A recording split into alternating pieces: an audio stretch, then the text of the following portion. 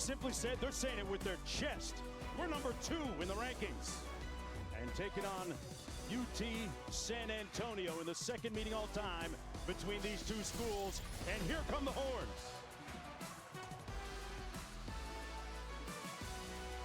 You're watching ESPN College Football Primetime, presented by IHG Hotels and Resorts. Folks, this is the SEC on ESPN, and a sea of burnt orange in the near sellout crowd here today in Austin, Texas, the jewel of the Texas Hill Country. And Mark Jones, Roddy Jones, Quint Kesnick down on the field joining us in just a moment. Roddy, this Texas team enjoying its highest ranking, number 2 in 14 years. You'd have to go back to 2009. And anytime you're strong in the middle with your center and your quarterback, you're looking pretty good. Yeah, they say the closer you are to the football, the more valuable experience is. And Texas has got 2 of the best in the country who touch the ball on every single play. It starts with Jake Majors, their center, in his 4th season starting at center for the University of Texas, already in the business school, got his degree. He's one of the best in the country. And behind him is Quinn Ewers, now the Heisman favorite after his performance at Michigan a week ago. The experience and the growth that he's gone through in those 19 starts, those 18, soon to be 19 starts at Texas, has been invaluable. He's given life to this team and belief to this fan base. A couple of guys that, outside of being teammates, great friends, inseparable off the football field as well. Ewers imbuing every one of his teammates with a huge amount of confidence. We're going to take a short break. Look at that sellout crowd.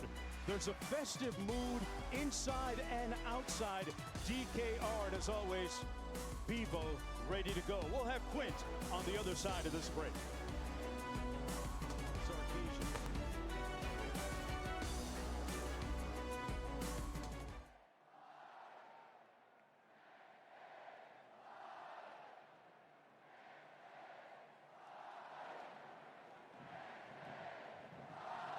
Horns add to the lore of keeping Austin weird.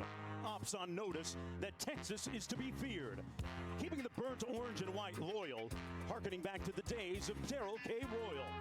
And the success of, not the return of the Mac, Ricky juking and leaving bodies on their back. Horns Up in 2024 is no passing lark, deftly orchestrated by Coach Sark. 40 Acres is back, no cap, and so too Quinn Ewers, golden and blue, flummoxing their pursuers. Add Bevo to the lingo, AP number 2, bingo! So much tradition and history still in college football, but still so many things new to consider. Nothing new, a star-studded sideline as always here, including Matthew McConaughey on the side of the Longhorns. And a moment ago, Quint caught up with the head coach of Texas. Coach, how have you combated potential complacency based on last week's great road win in Michigan? Well, we're nowhere near a finished product. We've got to go earn every game that we get. We know got a really good opponent today. UTSA is a very good football team, and we need to play better than we played last week. And that's been the message all week, that, hey, we're entitled to nothing. We got to go earn it. Well, they're going to have to earn it on defense first. Owen McCowan will come out in quarterback. He's the orchestrator of this UTSA offense. Last week, taking one on the chin against their in-state rivals, Texas State. There's a look at the measurables. If the name sounds familiar, the surname McCowan, his father is the quarterback coach with the Minnesota Vikings right now, former collegiate and NFL player. First down and 10 from their own 25-yard line. McCowan completing 44% of his passes last week in that defeat. Robert Henry Jr., the lone back. They come out in 10 personnel. McCowan fires a strike complete to his tight end, Cardenas, for the first down. An 11-yard pickup on the play, an authoritative throw by McCown, Roddy. And that's what UTSA is going to have to do, get the ball out quick. They struggled to protect McCown a week ago.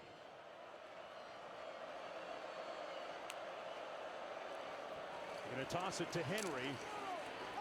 Into the boundary. He'll pick up a tough 2 yards, or maybe even just one. Barron making the stop on the play.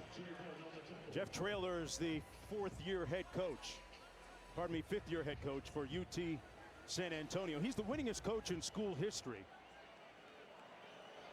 And prior to his arrival on campus, wins were hard to come by. McCown pulls down the sidelines, incomplete, intended for Willie McCoy. It sets up a 3rd down and 9. He was working against Jahdae Barron, one of those veteran cornerbacks for the Longhorns.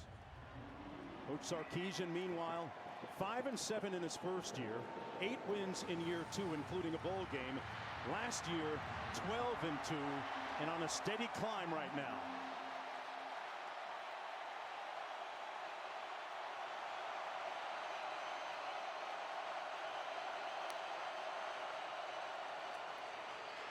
Little tunnel screen, complete out to the 40-yard line. That's McEwen.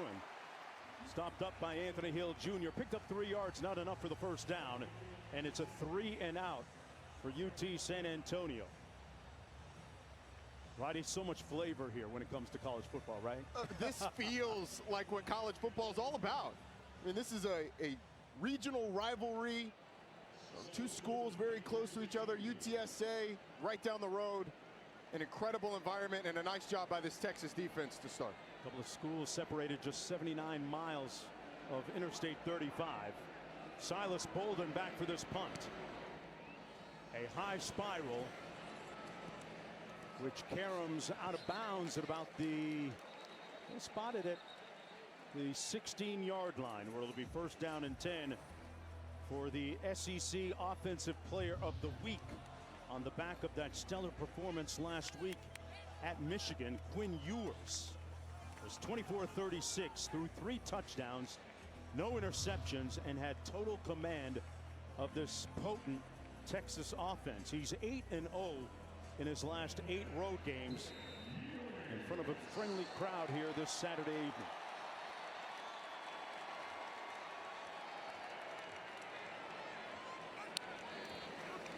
Bond in motion. Ewers threw behind his receiver, caught by Golden.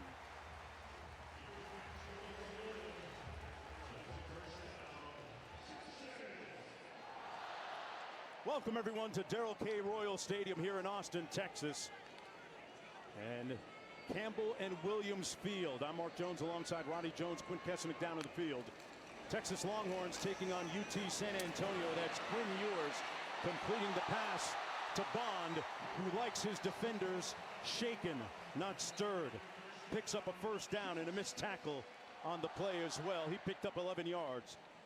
Coach Steve Sarkisian in his 4th season on the sidelines.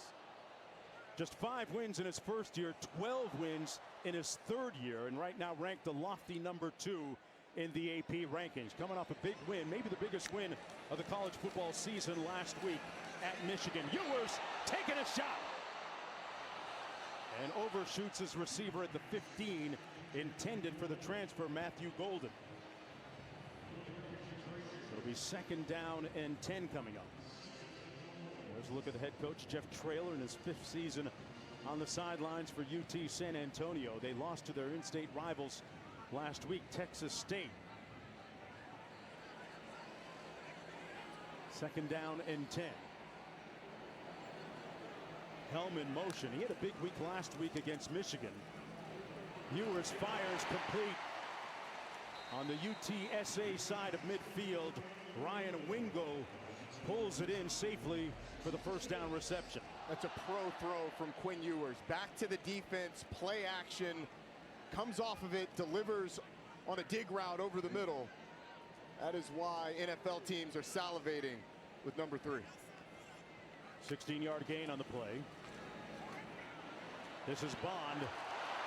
Made a couple of tacklers miss. Pushed out of bounds finally at the 30-yard line by Davison. And another 1st down for Texas. You know, this is the previous play. Back to the defense. The defense can change when that happens. So a lot of college teams have kind of gotten away from it, but it's still an NFL principle. There's a lot of NFL experience on this staff, particularly Steve Sarkisian, who is an offensive coordinator in the NFL. On the around to Moore Jr. Not much room. Good tackle and a pickup of just 1 on the play at the 29-yard line. Martavius French making the tackle for the Roadrunners. Little quick toss to DeAndre Moore, a guy who they want to get involved, has not had a catch, did not have a catch in the first 2 games, but the coach has said, look, he has done a lot right for this team, clearing out routes, blocking on the perimeter, gets a touch there. It's part of this explosive receiving corps. Ryan Niblett in the backfield.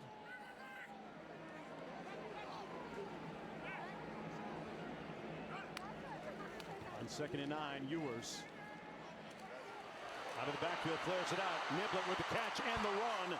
And another Longhorn first down. Roddy, a great block on the edge by Gunnar Helm as well. Yeah, it looks like a simple swing pass, but Gunnar Helm is out in front of Niblett going and blocking. Watch Gunnar Helm right here. He's out in front, and it ends up being like a one-man screen pass. He gets a nice block out front. Had a great game a week ago, did Gunnar Helm, 98 yards and a touchdown. He does a lot of the dirty work, but he has really had a nice season this early in this year. 15-yard gain.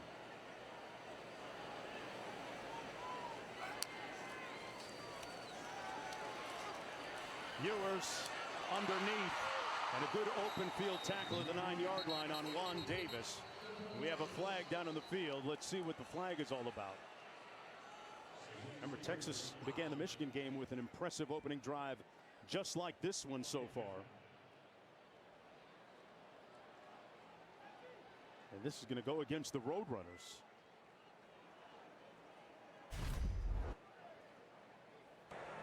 Holding. Defense number 21. Half the distance to the goal. Automatic first down. Denver Harris with the infraction. Looked like he was trying to have this dance, man. Yeah. You like a waltz or a tango? They got really close. 9:46 to go on this opening drive. Here's a look at what Texas has done so far this season in the red zone. 10 touchdowns in 11 opportunities. They've been lethal, and a lot of that has to do with the guy who's taking the snaps, his mobility, his ability to know exactly where the defense is going, and they've been able to run the ball as well. Jared Gibson in the backfield. They call him Baby Rhino. Ewers with a dart. Touchdown, Texas. Isaiah Bond.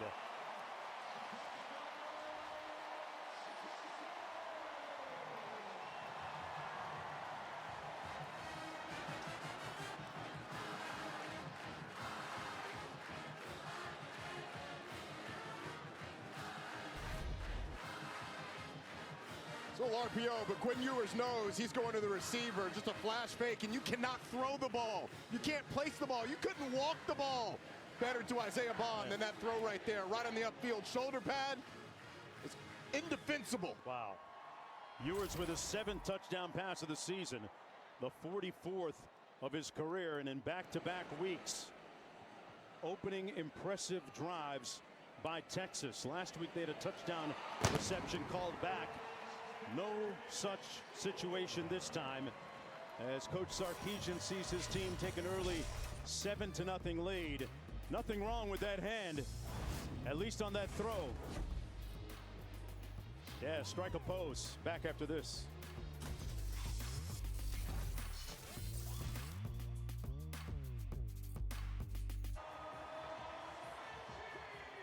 An impressive 8-play, 84-yard drive by Quinn Ewers in the Texas offense a moment ago. Ewers was 7 of 8 on that drive. Every single play was a pass. And now the Roadrunners will get an opportunity with Owen McCown, 1st and 10 from their own 25-yard line. Texas leading 7-0. Roddy Jones. Coach Sarkisian telling us that he feels like he has 20 or 30 leaders on this team, and the team adage is be enamored with us. It's showing. It is. This is a perfect letdown spot. You've got the big win at Michigan where you perform great. Everybody's patting you on the back. Your quarterback's a Heisman Trophy favorite now. But he said this is about Texas and the Texas standard. And the first drives on offense and defense have certainly shown that they have really embodied what that mantra means. Let's see what the Roadrunners and McCown can get done here on their 2nd possession of the football game. The lefty pulls, and it's complete for a gain of about 6 yards. Let's go down to Quint. one area of concern for Texas is the health of their running back group. Jaden Blue is not active today. He left the Michigan game. He actually left Michigan State with a boot around his right foot. And on that first series, the play prior to the touchdown, Trey Wisner injured, walked off into the tent. He was evaluated, and now he's back on the bench doing sprints. Keep in mind, this is a Longhorn roster playing without C.J. Baxter, their best running back, out with an ACL during the summer, and without Christian Clark. So you're going to see a lot more of Ryan Niblett today, number 21, former receiver. Great work, Quint. Their depth really going to be tested. Defensively, though, they're standing on business right now. Baron Sorrell making the tackle for a loss on the play and a quick 3 and out. A loss of 6 on that run. Baron Sorrell right there in the middle. Does a nice job shedding the block, getting up the field, and making the tackle in the backfield. There's a lot said about their lack of sacks last week, right? But they've created pressures. That's the thing. They've done a really nice job. 14, they've been credited with 14 pressures so far this year. They've charted a couple more. They've affected the passer and been in the backfield. It just hasn't led to sacks. Hogan with the punt. And Golden will watch it. Golden will watch it go out of bounds. Quinn Ewers, the odds-on favorite for the Heisman Trophy, taking the field when we come back.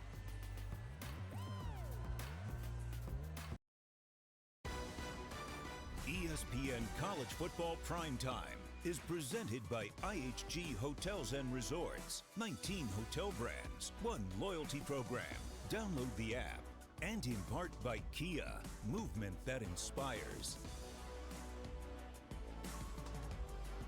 Quinn Ewers back on offense now for Texas. Looked like his right hand might be a little bit of an issue. You see him massaging it there and fidgeting with it as he was when he came off after that touchdown pass on the previous series. Meanwhile, Wisner back in the backfield for Texas. Their depth going to be tested here this afternoon, as Quint alluded to a moment ago. 1st and 10. Ewers checks down, picked off. Overshot Wisner in the flat, and the Roadrunners have the football. Owen Pee-wee with a huge play for UTSA. No small thing for Pee-wee. No, it's not. It's a mega thing for Pee-wee. But Quinn Ewers just off balance. He's looking downfield, trying to go to his receiver on the big corner. He's off balance, tries to sling it out, overthrows Wisner badly, and you wonder, after taking that knock on the thumb, did it have anything to do with the overthrow? Great point. And he was off platform, off balance. It's a bad throw, but you wonder if that thumb was bothering him a little bit. That was his first pick that he's thrown this season. Meanwhile, the Roadrunners, with their 2nd interception of the year, they run it between the tackles this time, down to the 32-yard line. That's Robert Henry Jr., brought down by Colin Simmons, a gain of 6 on the play. Sets up a 2nd down and 4.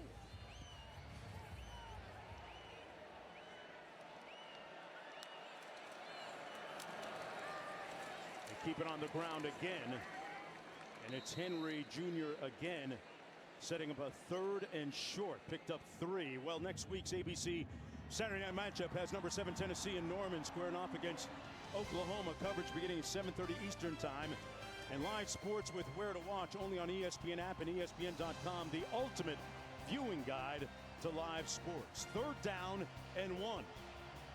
And Texas having a chance to substitute. UTSA in these situations typically goes fast and traps you in your personnel grouping, but Texas got fresh defensive linemen on the field.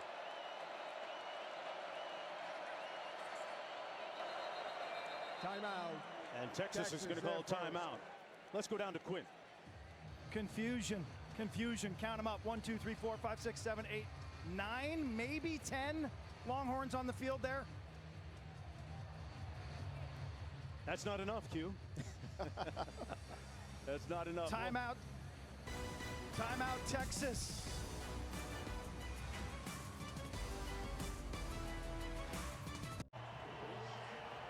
This is that last play for Texas. You see 2 Texas defenders running off the field. And when they get off, it's only 9 Texas players on the field for that 3rd down. Thus the timeout, 3rd and 1 for the Roadrunners. It's going to be close. Don't think that they made it to the 28-yard line. Alfred Collins with a stop on Robert Henry Jr. So an intriguing 4th and short coming up for the prohibitive underdogs here today, led by head coach Jeff Traylor. No surprise, they're leaving the offense out. In this situation, you go for it in that no man's land, be an incredibly long field goal. 4th and short. Toss into the boundary, won't get it. Texas impervious on that play. Benham making the stop along with Taffy. The runner did not reach the line to gain. The ball goes over on down. Jahdae Barron right there on the corner does such a good job of not getting sucked in a quarterback sneak formation. He sets the edge, makes the running back turn in, and then from the inside, Benda and Michael Taft clean up with Jahdae Barron turn back to him. Nice job by that Texas defense. 3rd and short, 4th and short, picking up their quarterback who threw an interception just a moment ago and getting off the field. We had a great visit with Taft yesterday. And there's a great bit of chemistry between those DBs. 3 of them, 3 of the starters from the Austin area. Got a flag on the play. False start. Offense number 52. 5-yard penalty. Still first down. Yeah, Taft and Barron, starting DBs, have known each other for a while. Steve Sarkisian has had a lot of good retention here at Texas in terms of keeping players in state home and keeping them once they've gotten here. Gain of about 2 by Wisner. Out of DeSoto, Texas. 2nd down at about 13. Martavius French making the stop on the play. Rodney, that was the first run of the ball game for the Longhorns. The first 8 plays, all passes were great. Got you in the end zone. The last 2, a pass ended up in an interception and then a false start. Ewers gets it out, completes this one. Gain of about 4 out to the 31 to Matthew Golden, the transfer from Houston. Great visit with him yesterday. Came in early once he got out of the portal and on campus here to build some chemistry with his quarterback Quinn Ewers. 3rd down and 10.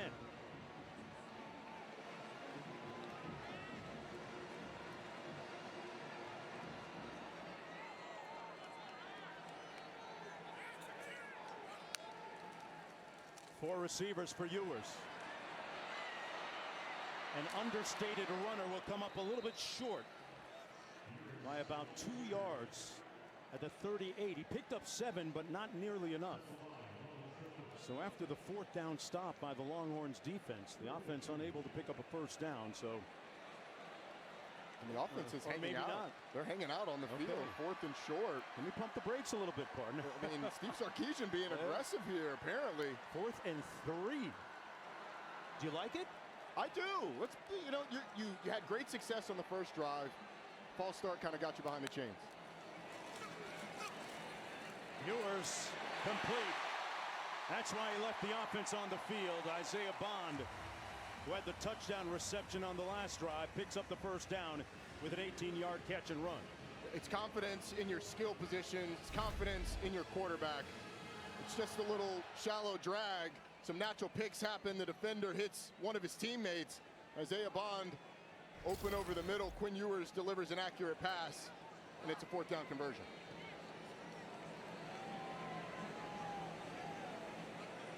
Moore in motion on 1st and 10. Ewers checks it down, complete to Wisner, and he got rocked, but still picked up 9 yards on the play. Ligon making the tackle for the Roadrunners. On the interception, Quinn Ewers' feet got a little lazy on this one. He shows you how good those feet can be in the pocket, just maneuvering into little pockets of space, delivering to his check down for a nice gain. Hands it off, and Wisner will move the chains again for the Longhorns. Wisner was really symbolic of their prolific offense last week, and Coach Sarkisian said that he really set the tone on a second quarter run when he picked up about 15 yards, and instead of running out of bounds, he sought out contact and ran over one of the Michigan defenders. Another completion for a gain of 8 to Bolden. And Mark, it wasn't just any Michigan defender. It was Will Johnson, their all-everything corner, the All-American, presumptive first-round pick. And Trey Wisner said, "This is my house today," right. In the big house. Will Johnson. 2nd and 1. Quintravion, a.k.a. Trey Wisner, brought down by Buxton, a 4-yard gain on the play. Clock running with 2.5 minutes to go in this opening quarter. Gibson in the ball game now at tailback. Wisner on the sidelines. He's one of those leadership voices on the team, albeit just a sophomore. 9th play of the Longhorn drive.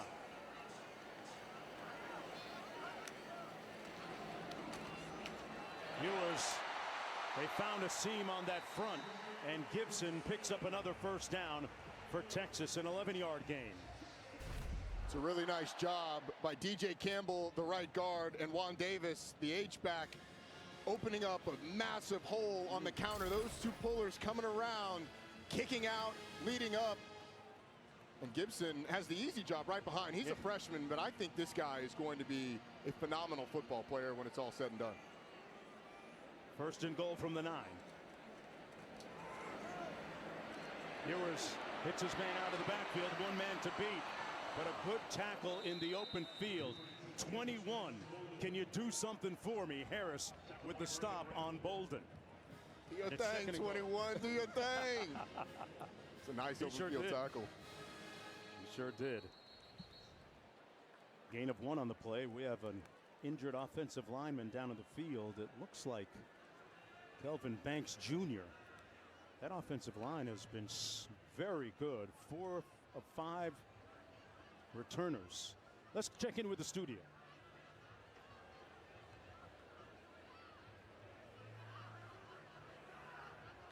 Hey, you got the 21.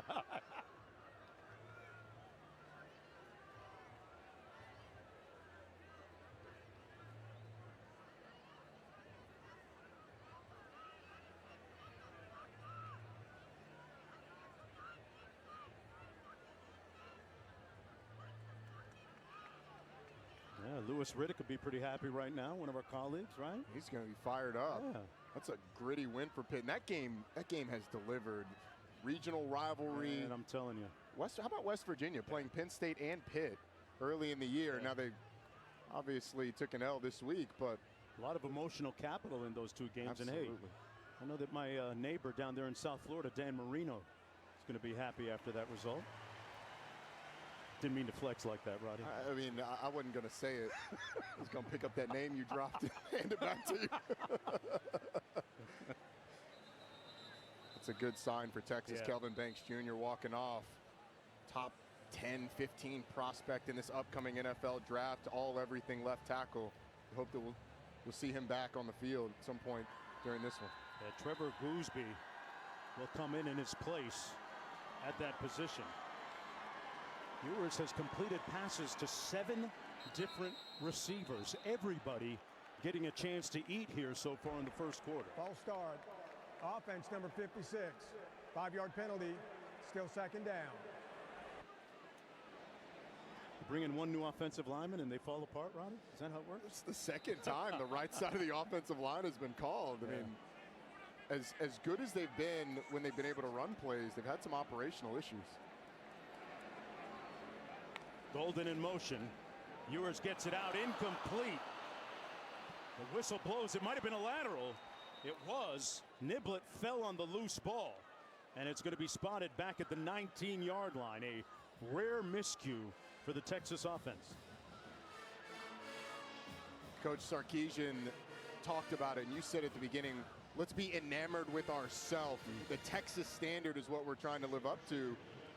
Even though at times it looked very easy, some unforced, uncharacteristic errors that'll really annoy a head coach who wants them to go out and perform to their standard. 3rd and goal all the way back at the 19 now. Roadrunners with pressure, the quick slant, Hot receiver on the move. Touchdown, Cook.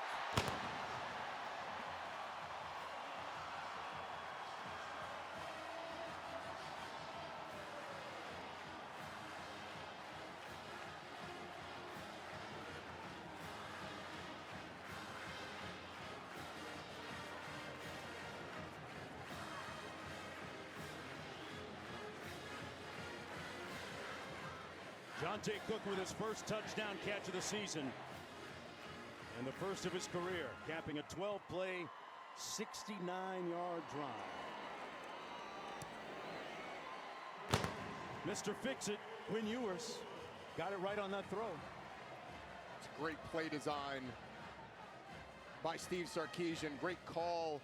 Just a little quick slant off the line of scrimmage with two blockers going in front. Because the safeties split in the middle, I mean, it's wide open. It's like the parting of the Red Sea, and Quinn Ewers has his 45th career touchdown pass, breaking a tie for 6th most at Texas with none other than Vince Young. Wow. Impressive company. 6 seconds to go in the opening quarter. 14-0 lead for the Longhorns with their lofty #2 ranking. In a new era under the lights here at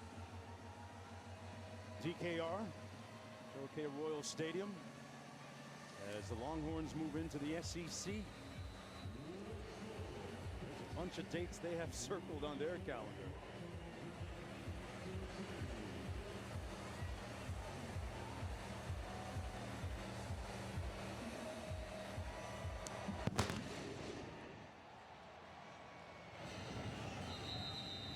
Roadrunners will have it 1st and 10 from their own 25-yard line.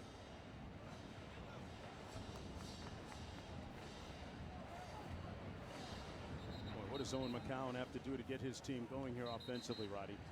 They had a great opportunity, got stopped on 4th down. They did. The interception gave them great field position. They ran the ball well up the middle for the first 2 plays, and then Texas shut the door.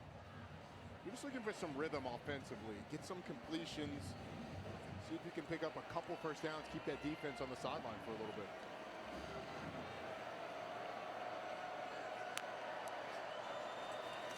Gonna hand it off on 1st down. Rocco Griffin fought hard for a yard in the play, and that's going to be the end of the first 15 minutes of play here in Austin, Texas.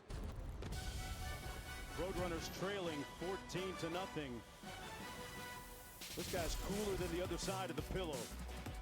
Quinn Ewers. A lot of dap to go around when you're up by 14.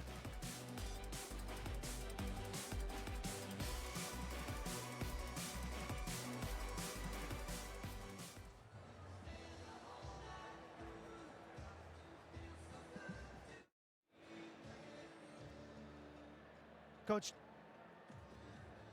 give me a positive from that first quarter. Our defense did a great job turning them over. We had 3rd and 1, didn't execute 3rd or 4th down. We've moved the ball relatively well. We just got to execute on the little short details, and we're okay. We just got to try to get something here before it gets away from us. Thank you, Coach. Thank y'all. During that span, Texas soccer returns to Mike A. Myers Stadium next Thursday, September 19th at 7 p.m.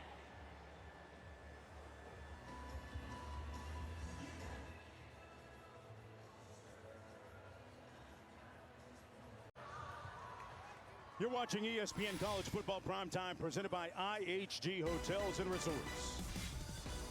This is the SEC on ESPN. And a moment ago, Quinn caught up with head coach Jeff Traylor. Coach, give me a positive from that first quarter. Our defense did a great job turning them over. We had 3rd and 1, didn't execute 3rd or 4th down. We've moved the ball relatively well. We just got to execute on the little short details, and we're okay. We just got to try to get something here before it gets away from us. Thank you, Coach. Thank y'all. Got to pick up the pressure in the blitz, too. The foul with the sack on quarterback McCown, a loss of 9 here. It was really, there's a blitz coming off the right side, off the left side. But this was really made by the secondary. They tried to have a screen and go, and we talked with Michael Tapp yesterday about the communication that it takes against this UTSA offense. And he executed well there. They set up a screen this time, complete to Griffin. Griffin, a nice run after the catch. Picked up 8 yards on the play. Broughton making the tackle defensively for the Longhorns, sets up a 4th down.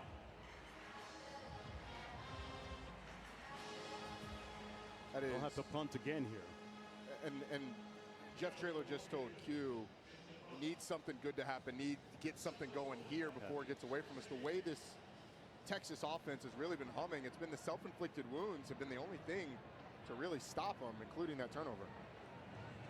Cale Hogan punting from his own 10-yard line. An end-over-end punt. Bolden backpedals and catches it at the 25. Looking for a crease, and he steps out of bounds at about the 29-yard line. Now, a little bit of concern on that Texas sideline. We continue to see Quinn Ewers favor that right hand. Looking at it there on the previous series, and in the series ensuing, he threw that interception. Remember, they do have Arch Manning as QB2, but Ewers comes out again for this series in the second quarter. And it's clearly bothering him when he came off the field after their last touchdown. Did not give a single high five with that right hand. It was all with the left hand, but apparently not bothering him enough to come out of the game.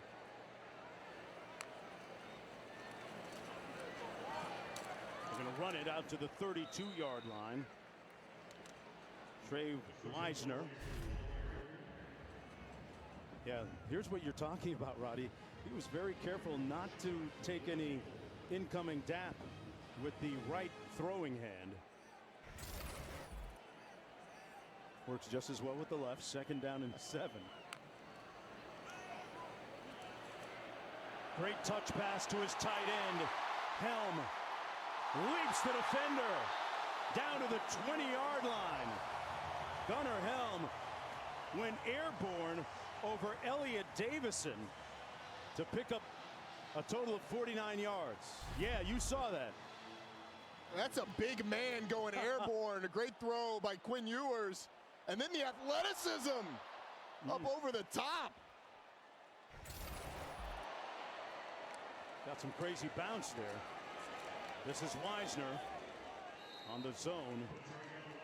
Picked up a couple of yards. And Ewers now in a tremendous amount of discomfort. Saw him limping up to the line of scrimmage after that long pass to Gunnar Helm. He has dealt with a litany of injuries in his career, now being tended to by the athletic training staff as Arch Manning starts throwing on the sidelines. Quint will have more for us on the other side. We'll be right back. Quinn Ewers headed to the sidelines a moment ago while we were away during commercial break. And that brought about a resounding round of applause as Arch Manning, the highly heralded recruit with the famous surname in the ballgame, now fires complete. Touchdown Texas, more, giving you more.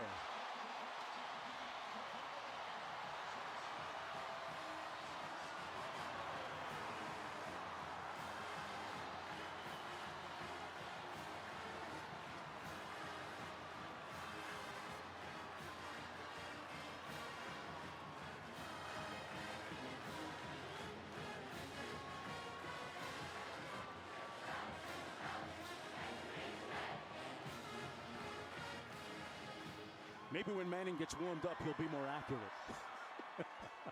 Thought you'd ease him into the game with a handoff or something. 21-0 Longhorns for Manning. That's the 2nd touchdown pass he's thrown this season, the 2nd of his career.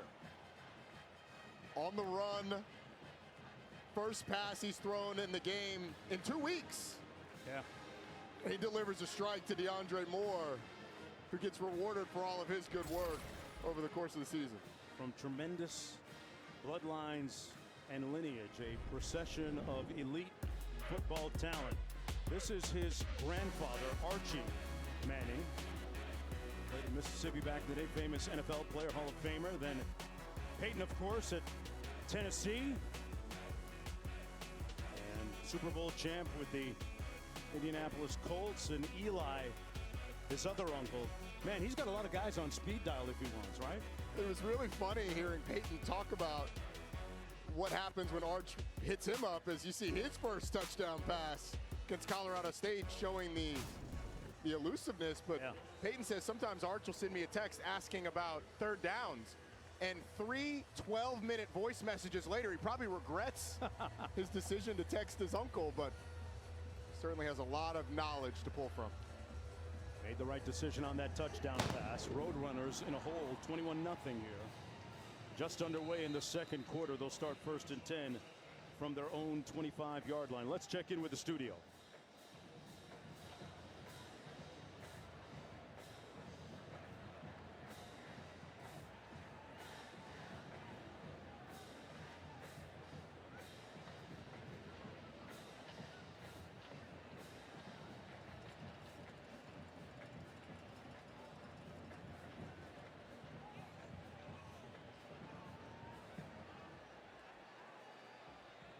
Speaking of UFC, hoping the Roadrunners don't tap out here. 1st and 10 in a daunting deficit position. McCown downfield throws a laser complete at the 47-yard line, caught by DJ Allen, who moves the chains, picks up 22 yards. Nice looking throw by McCown. It was, and they got him outside the pocket on the run. Nice little flood concept where you get a receiver on the outside running him off, a deep out, and a little flat underneath, and they complete the pass. One tailback, he gets the call, got a crease, a yawning hole. Henry on the move.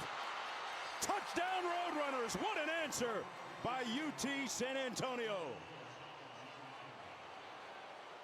They get it back in a brief moment. A 53-yard dash. How about the speed? I mean, he gets through the hole, and then Robert Henry Jr. wins the foot race with Derek Williams Jr. to the end zone. Nice weak side run by UTSA, one-on-one with the safety, outrun him to the pylon, and just like that, UTSA a little momentum.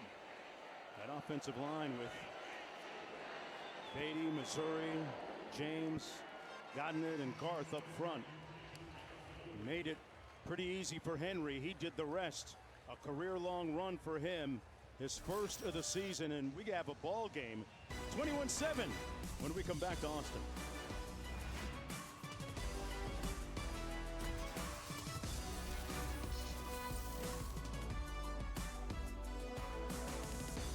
Fall Primetime, presented by IHG Hotels and Resorts, is brought to you by Walgreens. Welcome back, everyone, to Darrell K. Royal Stadium here in Austin, Texas.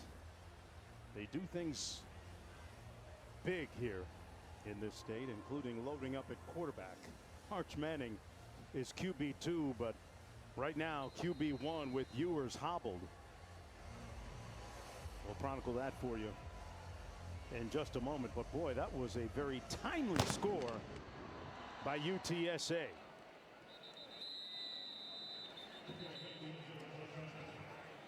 So Manning will come out for his second series. Here's one more look at what happened to Quinn Ewers. Had a hand issue first. Seemed to be favoring it when he came off the field. Didn't let his teammates dap him up with the right hand. Obviously in discomfort. Threw the touchdown nonetheless. It was Manning. And now Manning in at quarterback, 1st down and 10.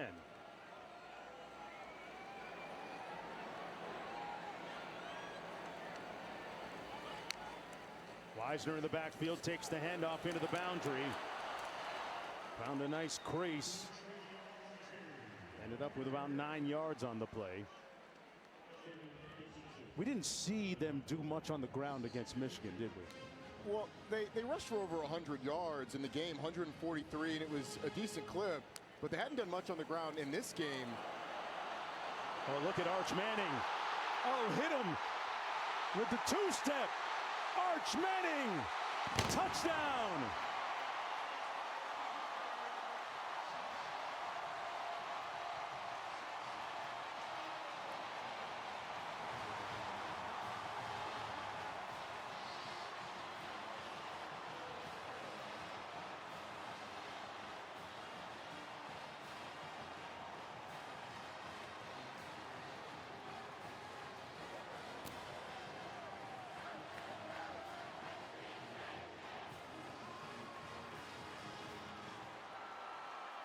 A career-long 67-yard run. He didn't look anything like Peyton or Eli on that run, did he? You'd have had to take out a calendar to time Peyton and Eli getting down the field, but everybody around the country is about to add Ken Scoot to the scouting report for Arch Manning. Makes a man miss in the open field and then turns on the Jets. How about 16 and burnt orange?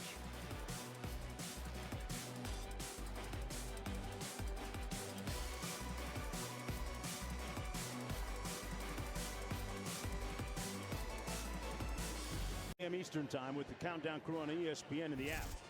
They'll have all the early breaking stories, injury updates, and previews of each game right up to kickoff on Week 2 Monday Night Football matchup.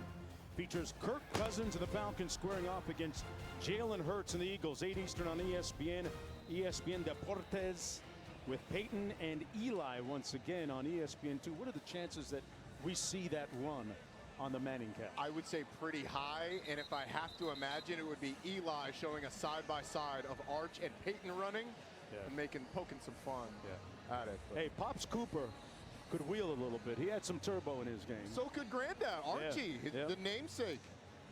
He was one of the first dual-threat cornerbacks, and how about that? 67 yards for a touchdown compared to what they did last week at Michigan. It's a little bit different. UTSA had an answer the last time the Longhorns scored. Let's see what they do here on 1st down and 10. A little over 11 minutes to go in the opening half. Barnes with the run. Out near the 30-yard line, picked up 5 on the play. It's the second meeting all time between these two schools. Texas won the previous meeting 2 years ago.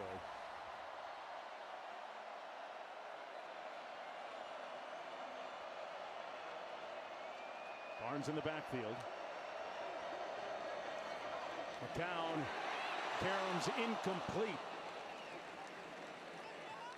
Broken up nicely. Intended for Willie McCoy.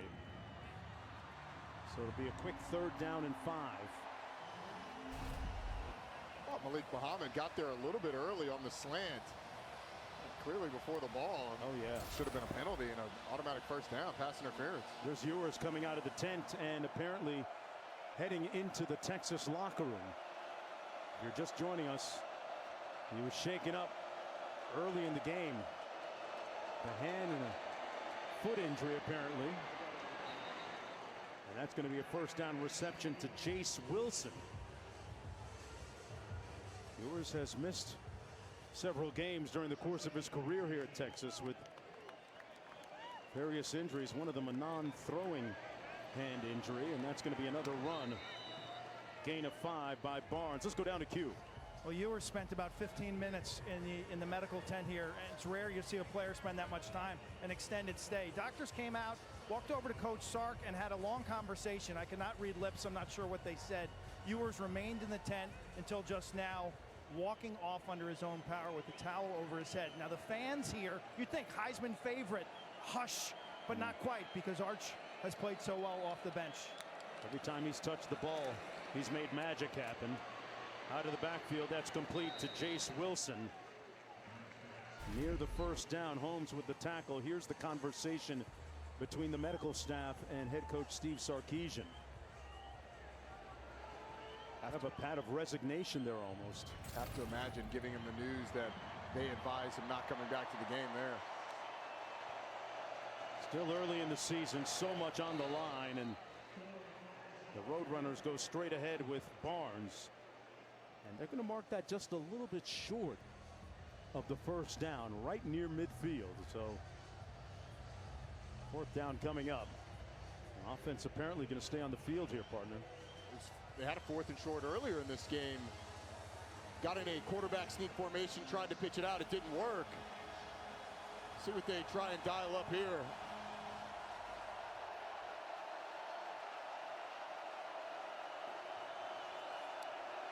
Overmeyer in motion. They're going to keep it on the ground and pick up the 1st down. A spirited run by Barnes. Picked up 5 and moves the chains with 8.5 minutes to go in the 1st half. UTSA comes in 1-1 on the season. Did a nice job breaking an arm tackle in the backfield. Bill Norton got a hand on the running back able to fight through it and get the first down. Texas using a lot of players on both sides of the football today. McCown has set up a screen, but well deciphered by that defense. Incomplete to Robert Henry. Sets up a 2nd down and 10. Robert Henry kind of heard footsteps. Maurice Blackwell, the linebacker, was all over that. McCown's strengths, his accuracy, poise, and his resolve. Real student of the game, according to his coaches. Being put to the test. Checks it down and complete. That's McCune. Sets up a 3rd down. And we have a Texas player shaken up on the play. That's Malik Muhammad. Preseason 2nd team All-SEC. Pickup of 10 on the last set the play. Game clock to 7 minutes, 53 seconds. 7:53 on the game clock, please. Here's our next Sunday night baseball matchup. It's the 3rd game of a big 4-game series between Ohtani, Mookie, and the AL West leading Dodgers, and Marcell Ozuna and the Braves, who are fighting for an NL wild card. It's the NL West leading Dodgers, of course, and 7 o'clock Eastern time on ESPN Deportes, ESPN Radio. Our coverage begins 6 Eastern. Baseball tonight, Sunday night countdown as well.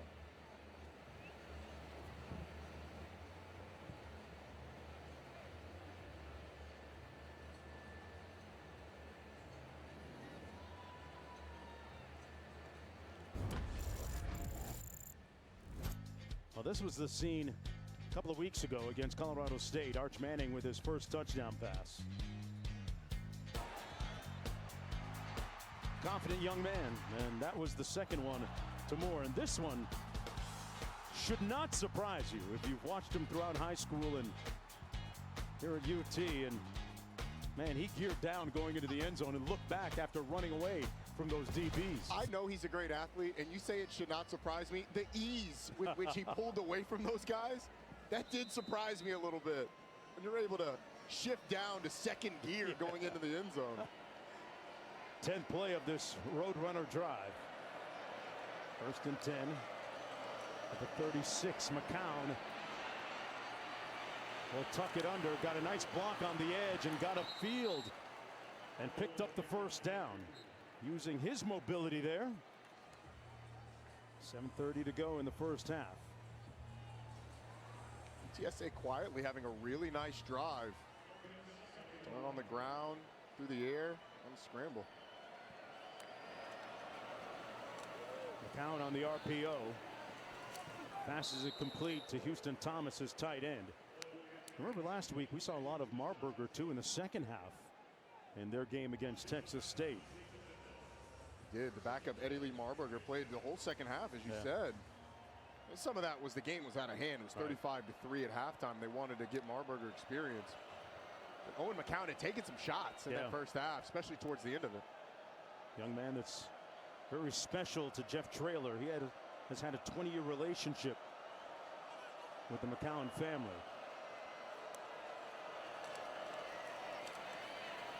They run it. Good bounce to the outside by Robert Henry Jr. UTSA trying to battle back into the game. Now, if you are geographically challenged, of course, it's in San Antonio, but they became a program not that long ago, just 12 years ago. A good portion of their roster from the state of Texas. Larry Coker was the inaugural head coach, and now being stewarded by Jeff Traylor. Nowhere to go that time for Barnes. Stopped by Colin Simmons. This UTSA program, a young program, but a very proud one in the 1st year in the American last year. They were 1 game away from making the championship. Won 9 games, 9 games or more in 3 straight years. Won Conference USA a couple of years ago. Jeff Traylor's done a really nice job. This year so far off to a bit of a rocky start, but this program is really good as a young program. 1 of 6 on 3rd down. Let's see if they get it done here. McCown surveys, fires, incomplete. 4th and 7 coming up, intended for Willie McCoy. And the field goal unit will come onto the field. Time now for our Aflac trivia question. Aflac. UTSA plays 4 schools this season whose mascot, oh boy, is an owl. Can you name them? I've already played one of them, Kennesaw State. FAU? FAU on the schedule. Rice on the schedule. Oh, nice. This is Allen. And he pushes that to the right. Seemingly missed a chip shot from 39 yards out. An inauspicious result on what started as a very impressive drive for UTSA. I've got the 4. Tell me. Kennesaw State, FAU, Rice, and Temple. Temple Owls. There you go. Aflac. You get it right? Let's see right here. See, I started hanging out with you Georgia Tech cats, man. I got smart all of a sudden. There we go. I believe those are the only 4 owls in FBS. Yeah. I mean, what are the odds that you'd play all the owls in the country? At the answer to our Aflac trivia question. Arch Manning for his 3rd drive in relief of Quinn Ewers, who has gone into the Texas locker room to be attended to by the athletic training staff. This is Jarek Gibson, a.k.a. Baby Rhino, is his handle with the team.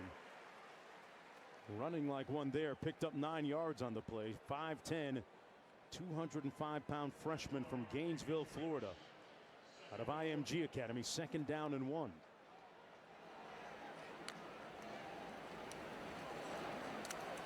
Manning keeps it and is brought down for a loss of about 4 on the play.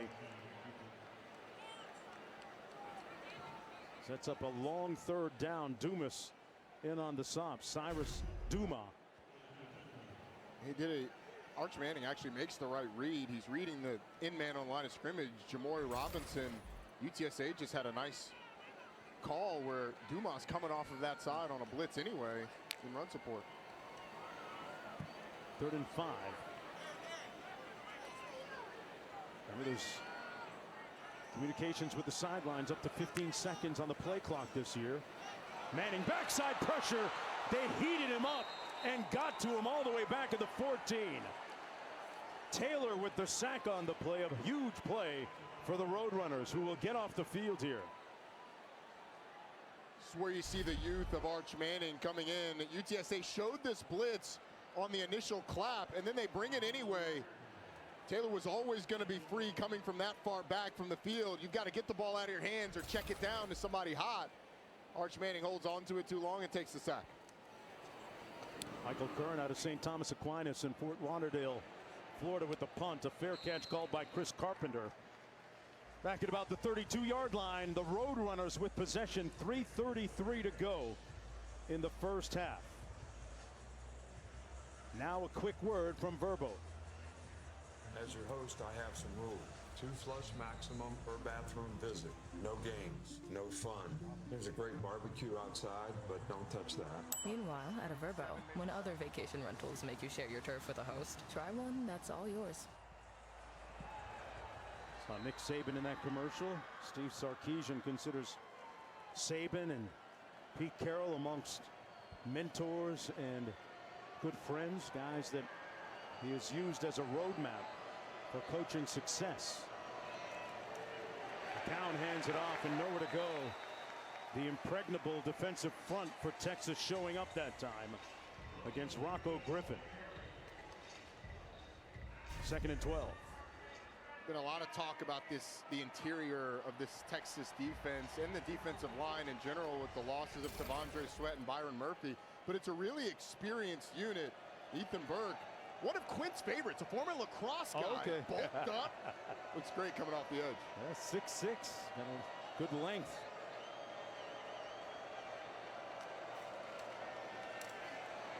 McCown incomplete at the 35. Intended for the tight end. Houston Thomas sets up a 3rd down and long now for the Roadrunners.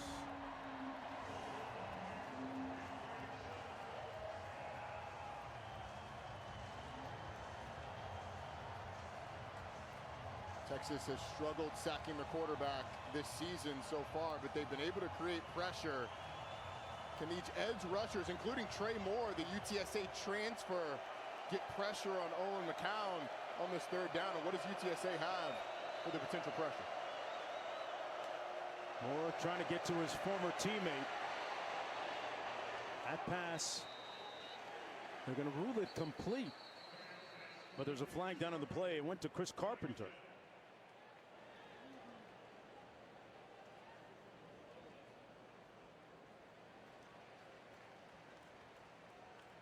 So this is going to come back.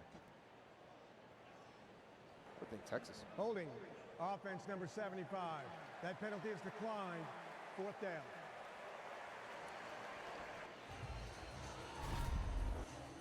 Look at the middle of your screen. Just a hold on Vernon Broughton trying to get to the backfield.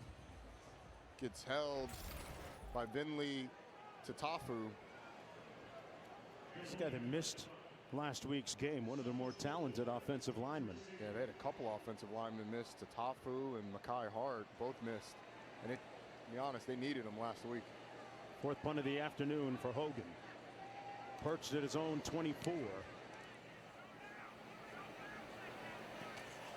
There was contact made with the punt return man, Silas Bolden, who got clobbered at about the 16-yard line.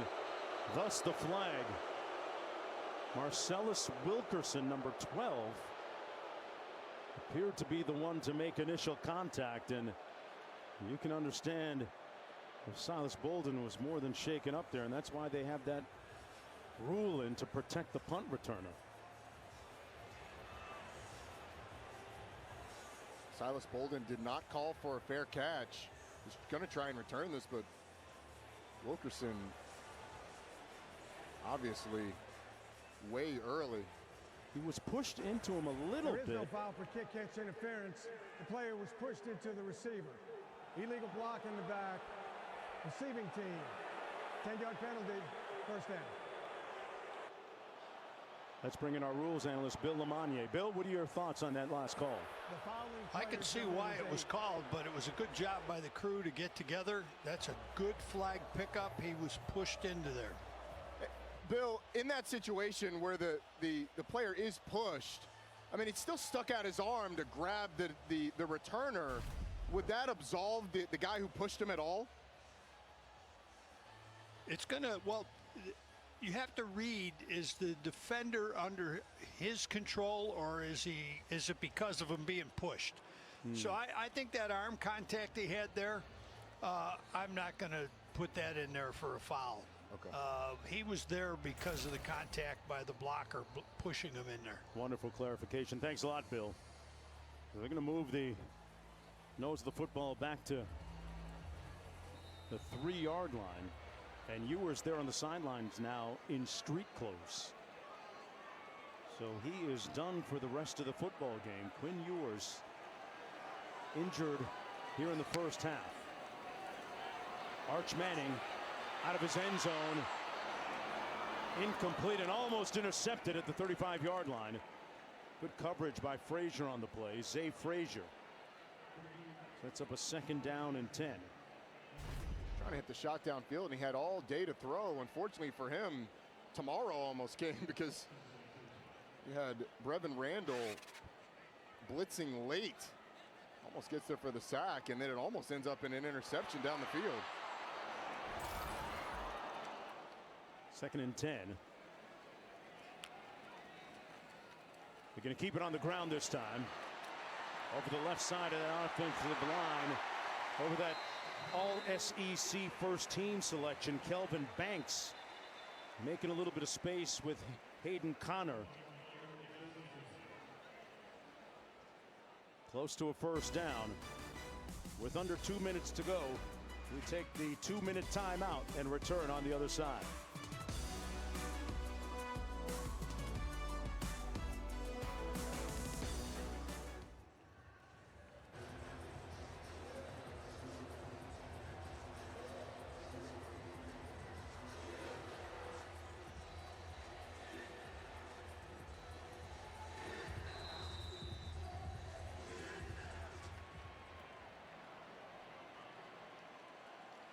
Back here at Darrell K. Royal Stadium. Campbell Williams Field. Arch Manning fires incomplete, intended for DeAndre Moore. It's Quinn Ewers on the sidelines. His afternoon is over, and he has been cautioning teammates not to get too close to that rib area, that area that he just touched a moment ago. And he has motioned there. There he is again, telling one of the Texas personnel folks about the area of concern. Arch Manning has already thrown and run for a touchdown in relief. There's that tunnel screen that they ran so well against Michigan, but nothing happening that time. This is one of the best screen teams in the country, and we hadn't really seen much of it today. He tried to hit the tunnel to DeAndre Moore. He's had a great game so far in the first half, but UTSA all over it. 3rd and long now. Clock running down in the first half, excuse me. How aggressive is Steve Sarkisian? Put on a master class of play calling last week in Ann Arbor.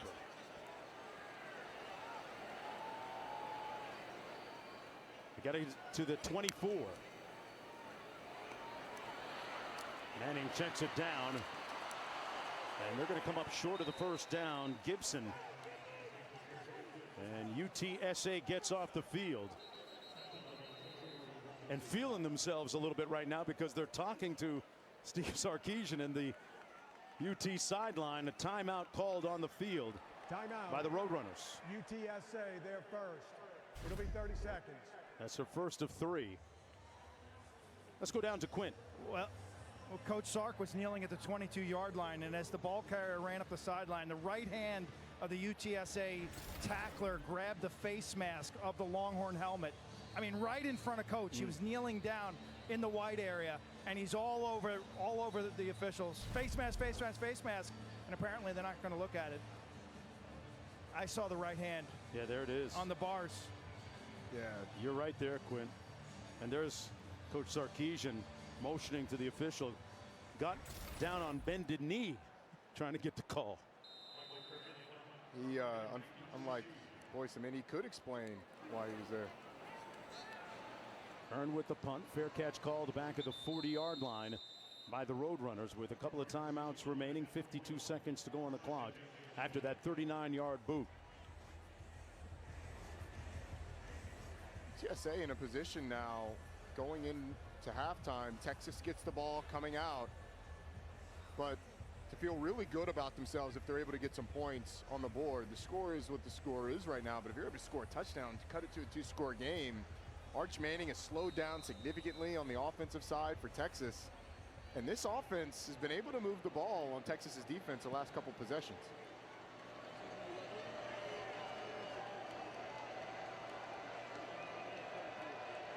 They come out in 11 personnel. McCown gets down safely behind the line of scrimmage. He'll lose about 3 yards. Under duress there from DeAndre Moore Jr. It'll be second down and 13. Timeout on the field. UTSA with 1 timeout remaining now after that 2-yard loss. You're Jeff Traylor. You're telling Owen McCown, throw the ball away. We don't have to waste the timeout. You start to scramble, toss it out of bounds, stops the clock, preserves our timeout, gives us an opportunity, more flexibility on this drive going forward. In next week's ABC Saturday Night matchup has number 7 Tennessee and Norman squaring off against number 15 Oklahoma. Coverage beginning at 7:30 Eastern Time. Find live sports with, quote, where to watch, end quote, only on the ESPN app and ESPN.com, the ultimate viewing guide to live sports. 2nd and 12 for UTSA. Plenty of time with the field position, 44 seconds, 1 timeout. And as you'd like to get out of bounds to stop the clock as much as you can. They set up the screen, middle screen. We got a flag down at the 39-yard line. Kavorian Barnes with the catch and run, but this looks like it's going to come back. Holding. Offense number 51. 10-yard penalty.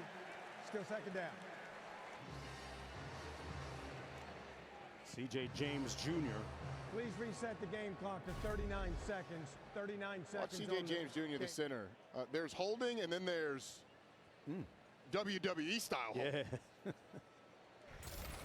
I mean, Not one of those at the rodeo. Exactly. Please reset the game clock to 39. I like your rodeo. I mean, we are in Texas. Yeah. Getting one of them Longhorns and roping them down. Hey, man, I got Bevo down there. Watch it. 2nd and 22. Houston Thomas in motion to the top of your screen. They set up the receiver screen complete. Out to the 35. A 6-yard gain from McCoy. Simmons in on the tackle. UTSA with 1 timeout remaining. Timeout. UTSA, their 3rd and final. It'll be 30 seconds. Now no more timeouts remaining. What's the best outcome here for them at the end of this half? Just kind of trying to figure that out with Jeff Traylor taking the timeout on 3rd and long. I would say you're obviously being aggressive, but now if you don't get this 3rd and long, you're having to punt the ball with a Texas special teams group. Silas Bolden, a dangerous returner. Right. So first things first, you got to convert a 3rd and long. Best case scenario, you get in field goal range and kick a long field goal, but well, Coach Traylor, you see him vehemently battling there with the officials, but so far this has been the culture game that Texas has wanted, right? Despite the loss of viewers. It's messy. It's been messy. They've had some unforced errors. That was a Texas timeout. That makes more sense. But Texas has had some unforced errors. You've had some injuries. Kelvin Banks went down. He returned to the game. Quinn Ewers out. Now sitting with running backs coach Tashard Choice. This is one of those survive and advance games for Texas, it seems like. Overmeyer in motion. Now he sets. They're going to keep it on the ground.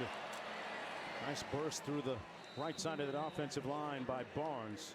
Got downhill, picked up 10 on the play, but not nearly enough. Texas, the number 2 team in the nation right now. In the wake of that impressive win in the Big House in Ann Arbor. Steve Sarkisian says it's really not about our opponent. It's about us. It's about what we do. Be enamored with us. And he feels that the leadership on this team is beyond reproach. He says he has about 20 leaders. Right now he has to hope that Arch Manning is one of them. UTSA, their 3rd and final. So UTSA burns their 3rd and final timeout.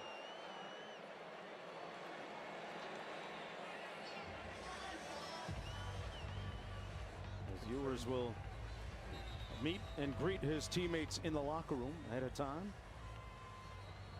Concerns going forward, obviously, about the health of Quinn Ewers. Got ULM next week. And then SEC play starts with Mississippi State the week after that. It just really underscores how quickly things can change in college football. And depth is so vital, especially at skill positions, especially at quarterback.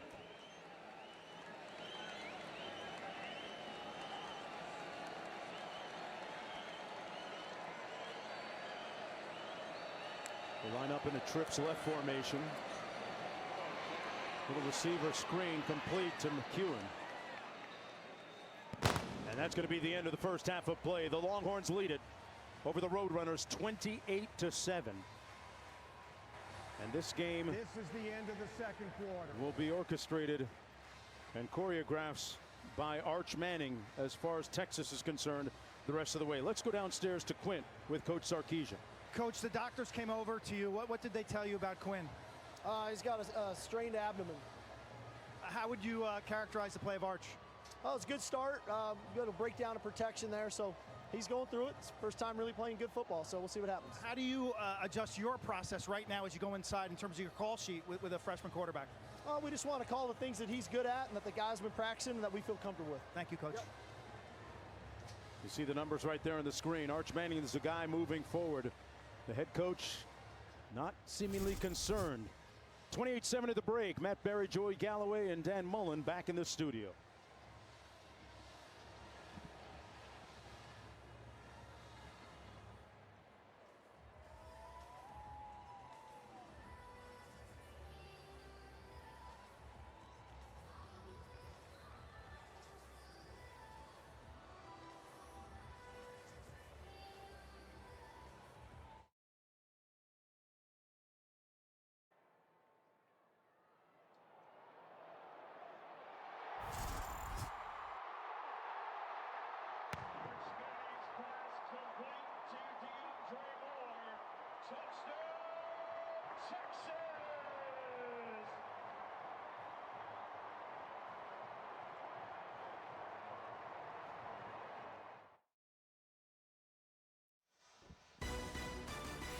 You're watching ESPN College Football Primetime, presented by IHG Hotels and Resorts.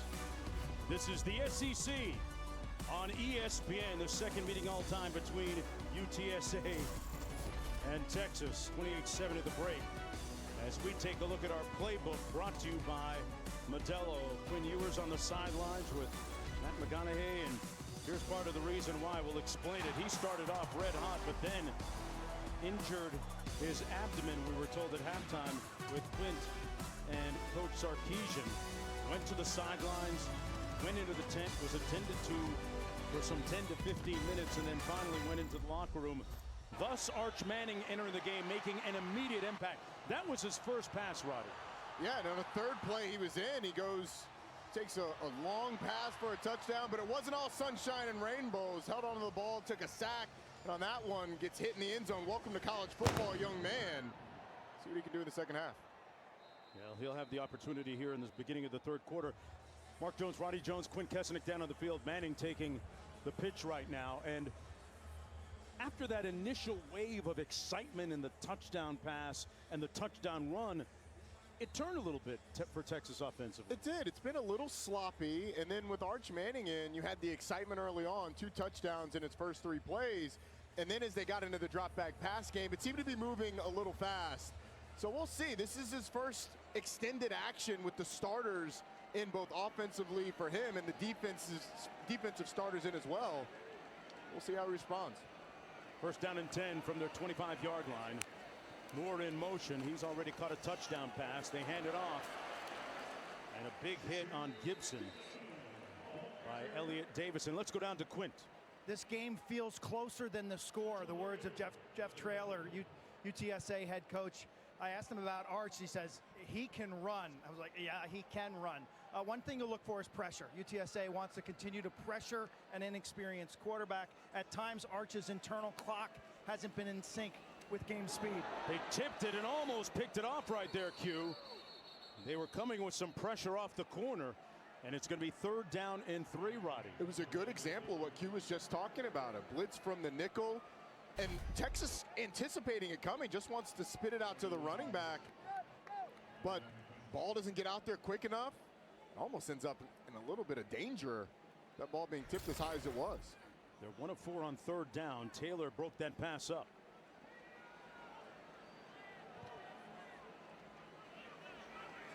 On 3rd and 3.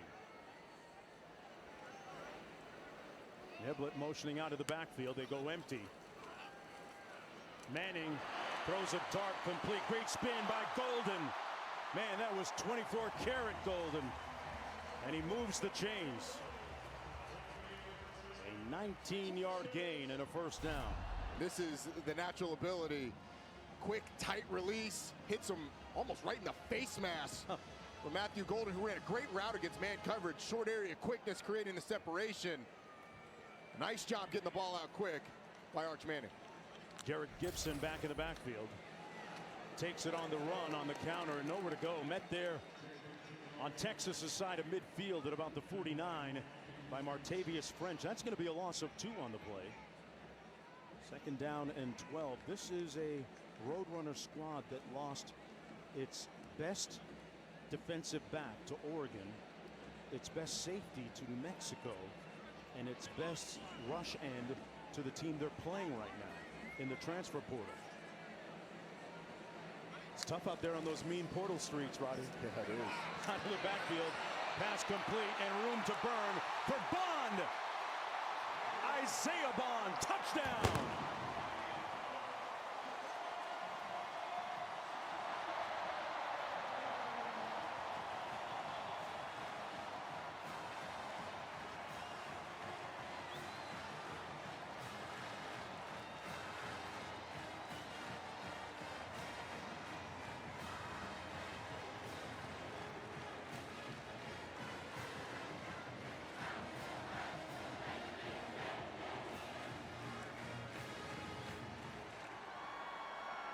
Manning with his second touchdown pass of the game. A 51-yard catch and run by Isaiah Bond, the junior out of Beaufort, Georgia, the Alabama transfer.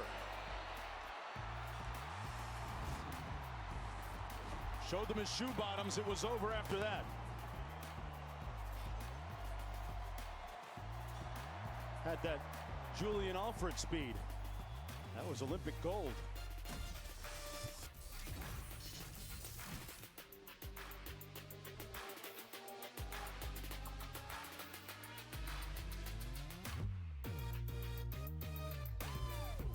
Seven after that last touchdown toss from Arch Manning, who's looking at the new tablets they're able to use on the sidelines now. One of the major changes in college football this year.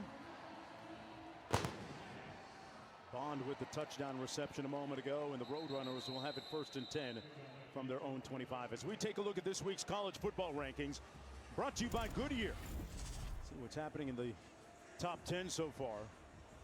That Georgia-Kentucky game in the second quarter kind of tight.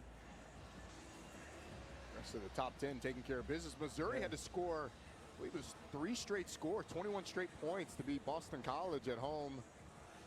How about Miami absolutely laying it on Ball State? That Miami team in the ACC, obviously what Cam Ward has been able to do there, they look dangerous. They're going to be a problem. Yeah, they will. 1st down and 10. McCown gets it out, but nowhere to go for Barnes. Might even lose a few on that play. Andrew Makuba, the transfer from Clemson, speaking about the ACC, with a 4-yard loss on the play. One more look. Great open field tackle, but Makuba, a guy from Austin, got recruited during COVID, never took a visit to Clemson, communicated with Dabo over Zoom, ends up going to Clemson, has a good career there, but convinced to come back home. He's done well early in his career here. Sure has. Running play accounting for about 3 yards. Barnes again, and just staying with that story with Andrew Makuba. Jade Barron and Michael Taff with a tag team recruiting approach, pleading with him, saying, hey, listen, man, your parents can jump in the car and come and watch you play at Darrell K. Royal Stadium, Campbell Williams Field, every Saturday. It's a lot different than having to jump on a plane and fly a few hours.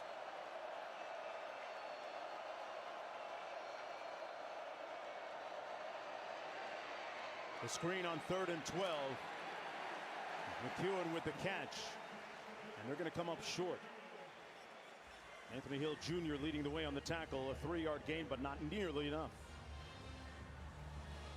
Well, there's a look at Trey Moore, the transfer from UTSA. And you know, the reality of college football is such that now, Roddy, when a player walks into a coach's office and says, hey, I'm in the portal, I've got this wonderful financial package from another school that's going to pay me hundreds of thousands of dollars in some cases. Coaches, more times than not selfish and say, hey, go. If that's a life-changing investment or amount of money, which it can be a lot of times, you have to go. As the ball dribbles down to the 24-yard line.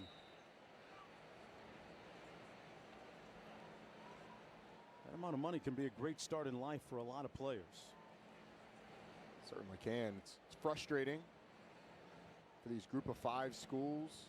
Trey Moore was the defensive player of the year in the conference last year. Illegal substitution. Receiving team had more than 12 players on the field at the snap. That penalty is declined. 1st down. Just finishing up on that. Trey Moore, the defensive player of the year in the American last year, but this is what these coaches at that level have to deal with. Right.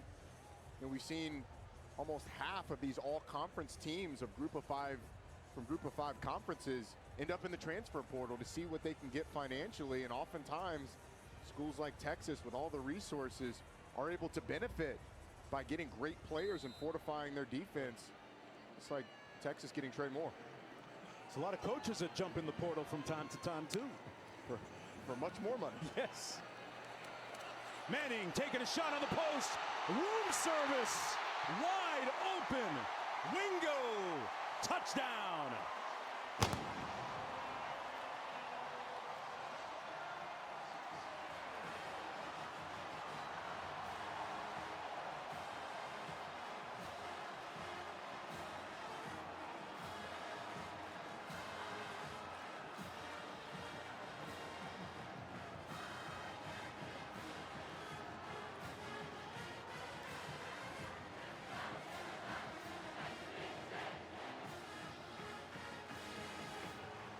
This is starting to have the intonations of a coming out party for Arch Manning. His second consecutive touchdown pass here in the third quarter, increasing the lead to 42-7. And for Wingo, that's his first touchdown catch of the season. It's a big play waiting to happen. Big run last week, but Arch Manning taking a hit, delivering downfield. How about 16 in the day that he's had?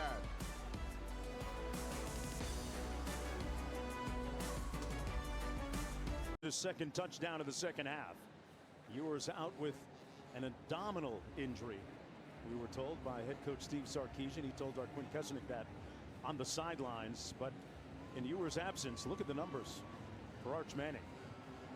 He has been both incredibly impressive. He's had 2 or 3 freshman moments, but the physical ability is undeniable. That's why it was a frenzy to get his services in the recruiting process. There was a little bit of speculation after last season about him transferring, but he put those rumors to rest, as did the rest of his family.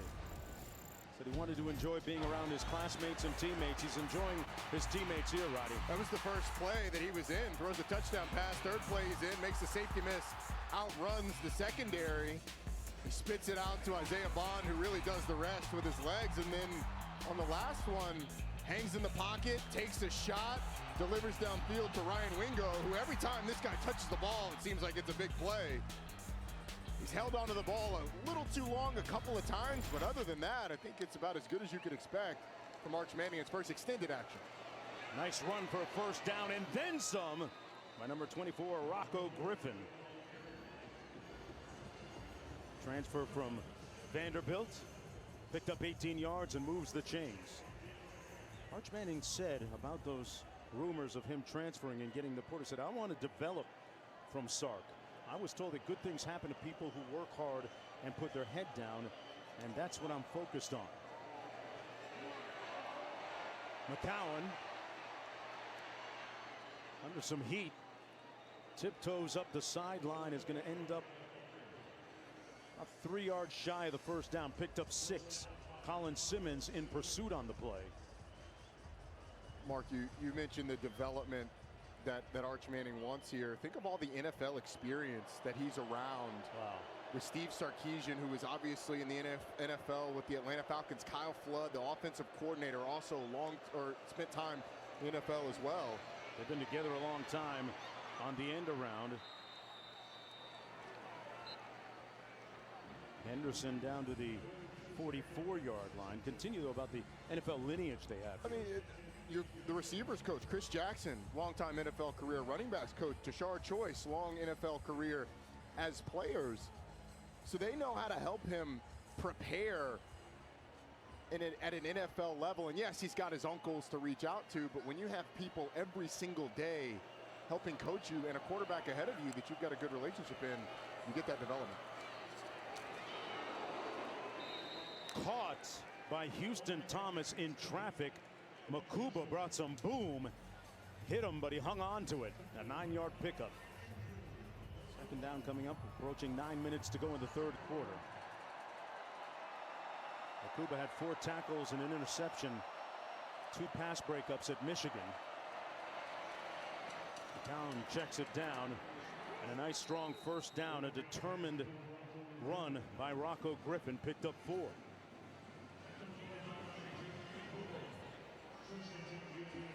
UTSA putting together a nice drive here, and they've done that at times, but Texas has done a nice job once they get inside the 30 of really buckling down. Boy, nowhere to go that time for Griffin. Ran into a big wall. Sahavea making the tackle on the play.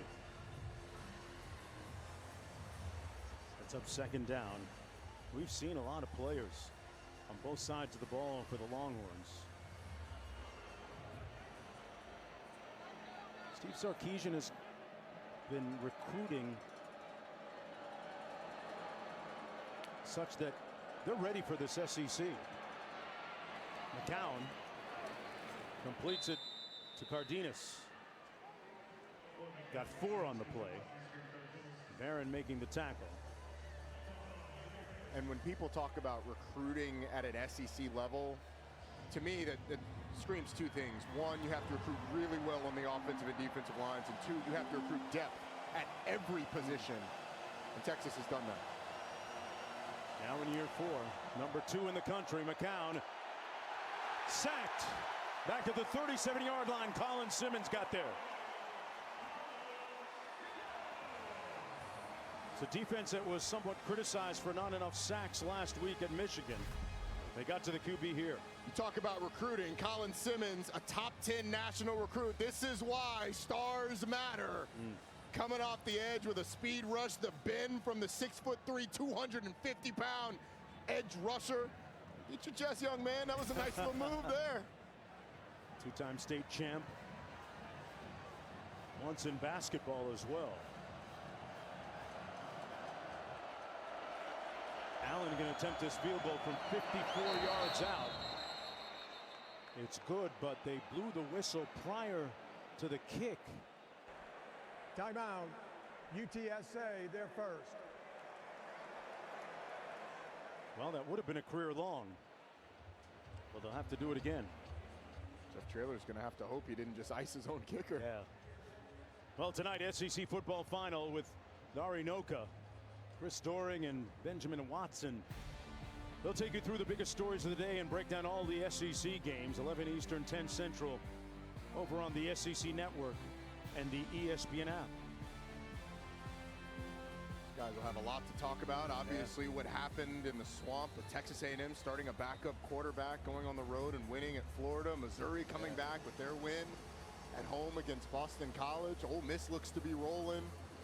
Georgia kind of on the ropes against Kentucky early in that one. Kentucky bouncing back nicely after a disappointing loss last week, a heartbreaker. Disappointing as being kind of that loss. Yeah.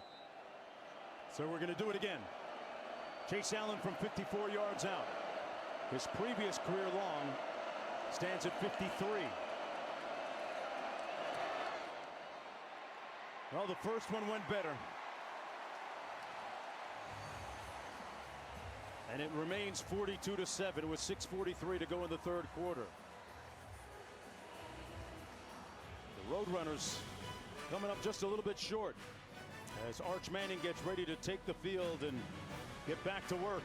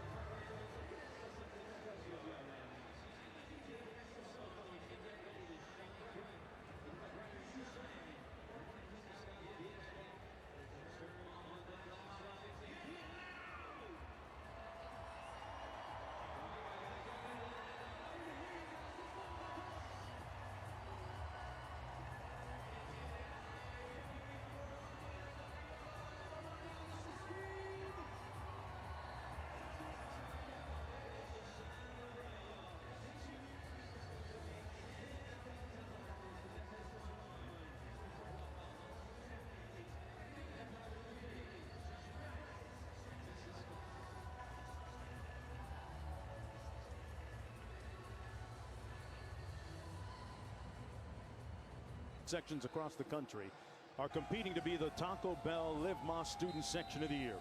Download the Taco Bell app now to learn more. A boisterous crowd here at Darrell K. Royal Stadium on the reverse, the end around. That's a play that went well for them last week, but the Roadrunners have been watching tape, Roddy. They're all over it. Bolden with nowhere to go, brought down by Denver Harris. They haven't really been able to get Silas Bolden going this year, but he's as dangerous as anybody with the ball in his hands. The second down, back at the 28.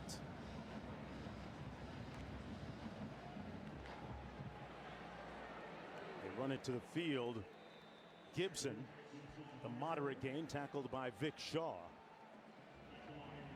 And this is an obvious passing situation, but you see two runs coming out. And the interesting thing is, like, up 42-7, abdomen injuries can be tough. Right. The recovery time is unclear, so you don't know how long Arch Manning is going to have to be the starter. So you want to protect him in this game. You don't want to put him in harm's way. A couple runs coming out early in this drive, up 42-7. Looking at 3rd and 16, they've got to get all the way out to the 46. Little tunnel screen and nowhere to go. Well defended by the Roadrunners. Cook with nowhere to go, picked up just 3. Ty Leonard making the tackle on the play for UTSA. And again, a conservative play call. Get the ball out of your de facto starting quarterback's hands. Get it out quickly, protect him. Q put it perfectly in the break. He's a guy that can run, but in this situation, you don't know how long Quinn Ewers is going to be out. You can't run him. You have to protect him because you don't want to have to go to the 3rd stringer.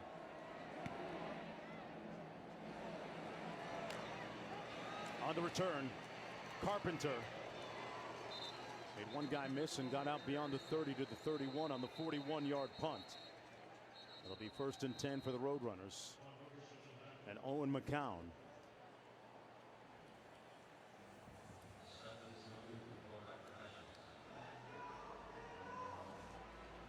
Jeff Traylor, the head coach here, 40 and 15 overall in his 5th season at UTSA.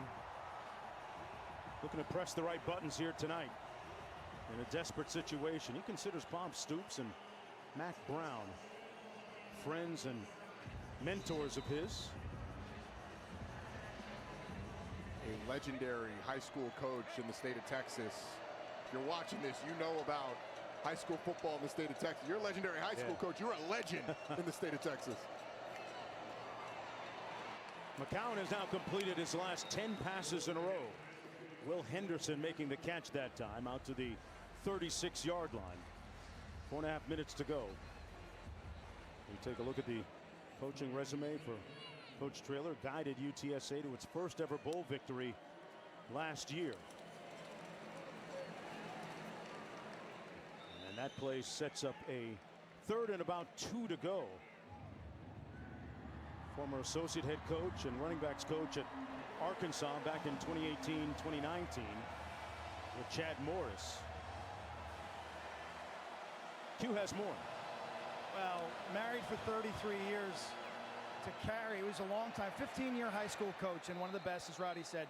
He's got 3 kids. Jordan, his son, is the Saints quarterbacks coach. Jake works for NBC News, and his daughter JC works for the Jimmy Fallon Show. Coach Traylor, as you guys mentioned, he stayed at UTSA. He signed an 8-year contract.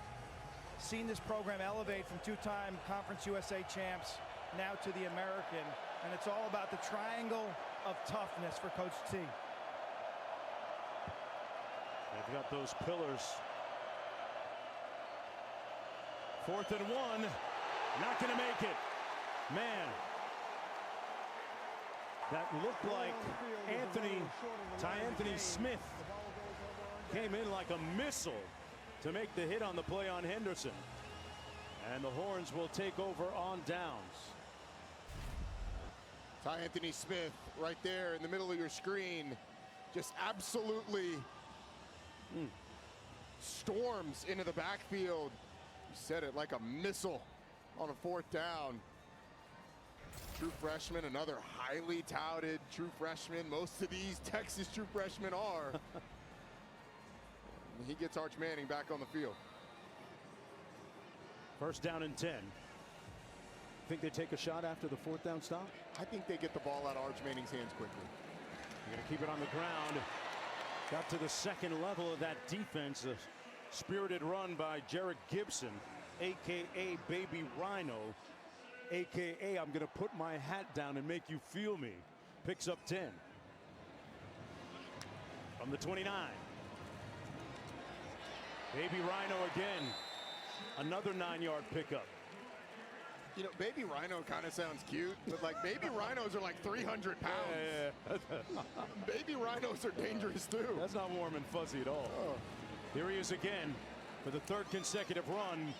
Looks like he's going to be stopped up about a foot or two short of that first down. Christian Clark, the other back that's out, Baxter out, so Gibson trying to carve out a niche for himself along with Gardner and Wisner, Niblett as well. Third down and short coming up. Look at the numbers so far on Arch Manning.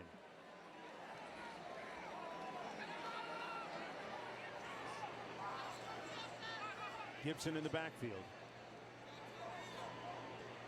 Davis in motion. And they pick up the first down. He put it on the ground. It's loose. No signal yet.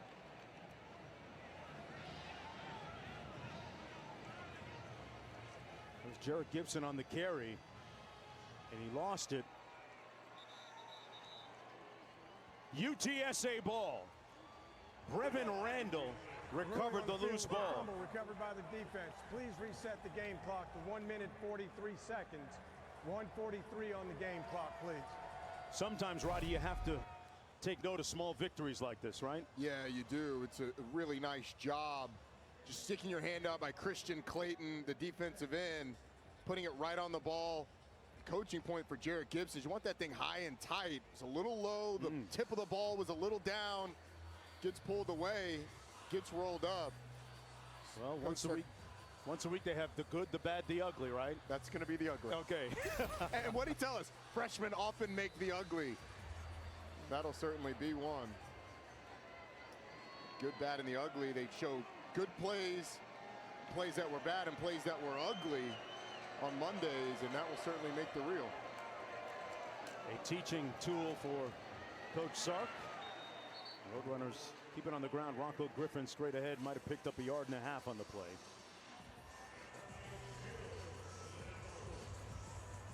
Buddy, what's it feel like when you're inside that film room and you're on the ugly part of the film? It's not a great feeling because the entire team gets to see that play. And you're thinking about it all weekend long. Am I going to make the ugly? And when you do, let's just say it's a good way to get it corrected. Okay.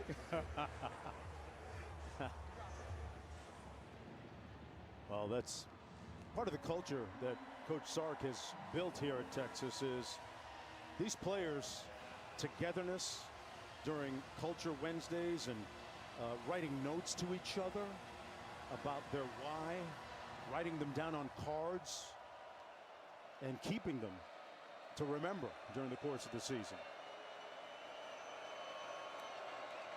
3rd and 9. McCown looking for a receiver. There's a flag down. Tiptoes out of bounds just shy of the 25-yard line. Let's see what this flag is about with 1:06 to go in the third quarter.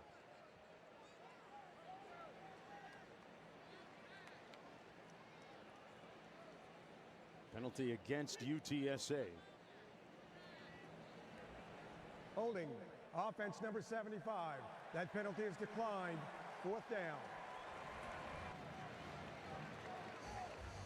Well, the Longhorn defense will get off the field.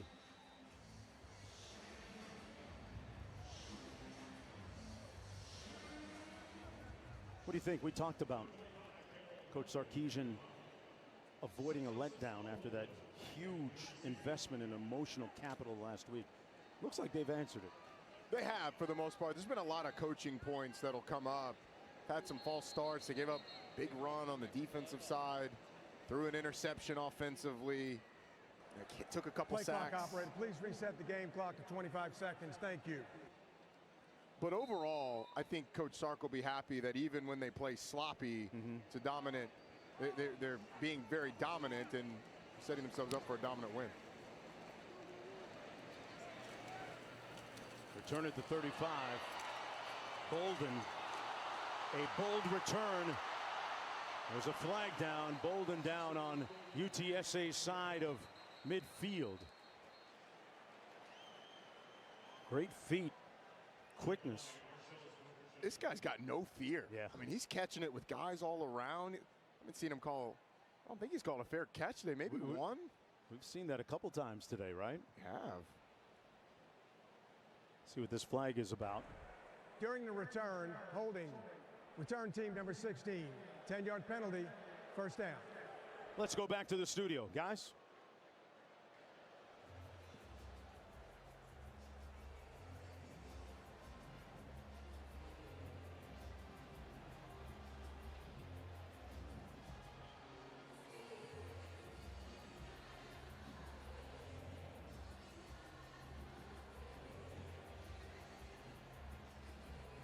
You've been to the Sphere? Have you seen the Sphere? No, have you? I've seen it from the outside close up at the It wasn't like NBA Summer League. wasn't like making the face at you then, was I'm it? trying to pay somebody to get my mug all over that thing. Experience of seeing a fight there on the inside of that thing, it's got to be incredible. Great venue for tonight's card. 20 seconds to go in the third quarter.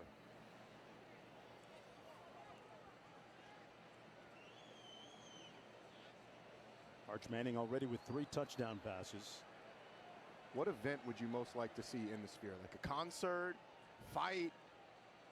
I'm gonna say a Bossman D-Lo or Lil Baby concert. Okay. Yeah. All right. Yeah. I have some fun there. It's tough in Vegas, you know. Here comes Gibson. Showtime for him. He's gonna pick up enough for the first down. What would you want to see in the Sphere? See, I was going to go the other way, like Earth, Wind, and Fire. Okay. You know, something where we'll get the colors and everything going on. They're still on tour, I think. This I don't is think the they'll end ever of the be on third tour. quarter. Yeah. Well, in the famous words of Earth, Wind, and Fire, do you remember September? It's turning into a memorable one for the Longhorns. Could see Bevo listening to a little Maurice White and Earth, Wind, and Fire. Back after this.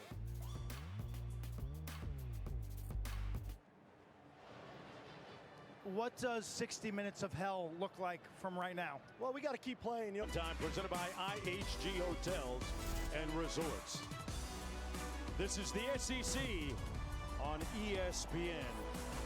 Mark Jones, Roddy Jones, Clint Kesnick down on the field. They do a fantastic job here at DKR with the lights. You get that club effect sometimes. You do. And the smoke. You got some bottle service coming in this quarter? I thought, hey, I'll leave that for the big money. You're the one who bought the table. Teams don't want that smoke, though. You know what they say, everything's bigger in Texas, including the Longhorn in the sky and the drone show. Back for the start of the fourth quarter. A dominant performance by the number 2 team in the country so far.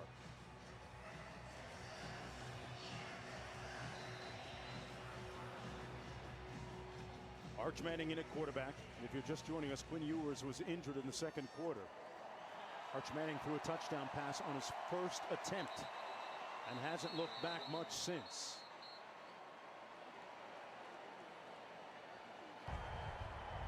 Yeah, officials stopped the game because there were no clocks on the scoreboard.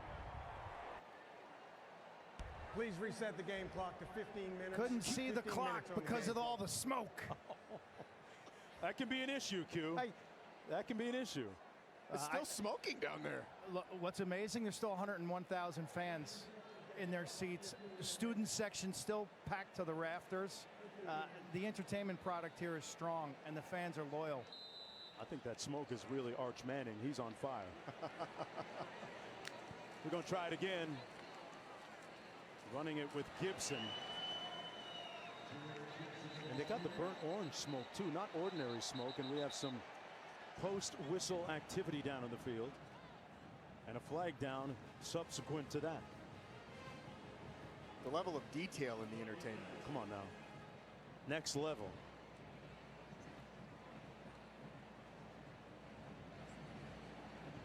Let's see what the flags are.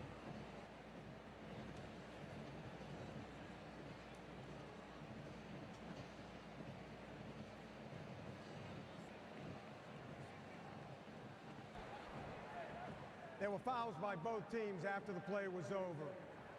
Personal foul, unnecessary roughness, defense number 6. Personal foul, unnecessary roughness, offense number 81. Those fouls offset, second down. So we can do it again. And interesting, after the fumble, Jared Gibson still in the game, goes to that running back depth. And the lack of it for Texas, the freshman still getting the carries. Gibson put it on the ground in the third quarter. Great ball fake by Manning. Downfield, caught at the 16-yard line. 1st and 10. Ryan Wingo on the other end. Arch Manning doesn't even stop to flip his hips. He just throws this on the run. I mean, this is all core, torso, and arm, slinging it downfield and putting it on the money to the freshman Ryan Wingo. 36 yards and a 1st down for the Longhorns. Manning responsible for 3 touchdowns, passing and 1 rushing. Been sacked once tonight. Maybe the lone blemish. Here's Gibson hanging on to the football, picking up about 4.5 on that rush. How tough a throw was that last throw by Manning? I mean, it's tough because all your momentum is going. He doesn't flip his hips. He just sort of contorts his body, loads up the core, and unleashes downfield. Puts it on the money. That's athleticism. 2nd and 5 into the end zone. Manning caught. Touchdown, Cook.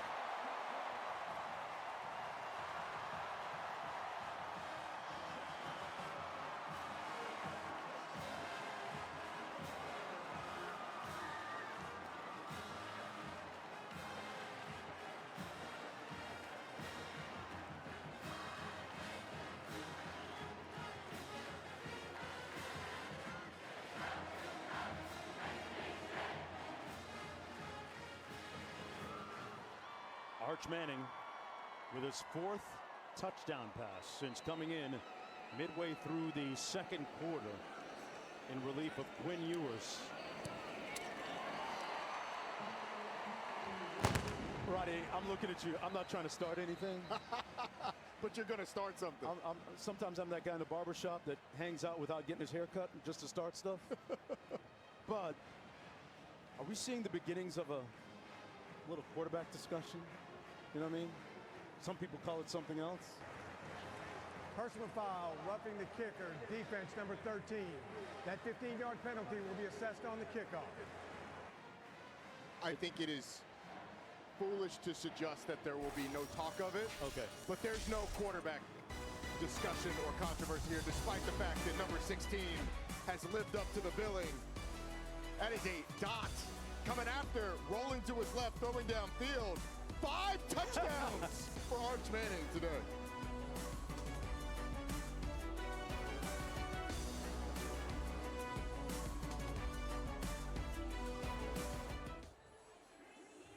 Well, the light show continues in the wake of the touchdowns, and the swag surf has begun in earnest here at DKR. Result of the penalty, they'll kick off from midfield, and the Roadrunners will have it 1st and 10 from their own 25-yard line. And time now for our drive recap, covered by Geico. You already know Arch Manning is the centrifugal force that is powering this squad right now at quarterback. Has thrown 3 touchdowns in his last 5 passes. The only thing that's going to stop him is a restraining order right now. Yeah, or start taking him out of the game. Yeah. And you have to say, he's one of the most famous quarterbacks in the country, and he's a backup. If he'd have come in replacement of Quinn Ewers and not been good, it would have been all the talk, but he has delivered, so good for that young man. He's thrived in the spotlight. That pass complete by his counterpart, McCown. A little bit short of the 1st down. 13 plus to go here in the game. 2nd and now. Oh, they're going to rule it incomplete. They're saying he was out of bounds now on the far side of the field from our booth. And Mark, I think the relationship between Quinn Ewers and Arch Manning is going to show itself during this because, I mean, the performance of Arch could threaten a lot of quarterbacks. Right. Gain of about 4 yards on the play by Bryson Donnell. Snell, the sophomore out of Tyler, Texas Tech transfer.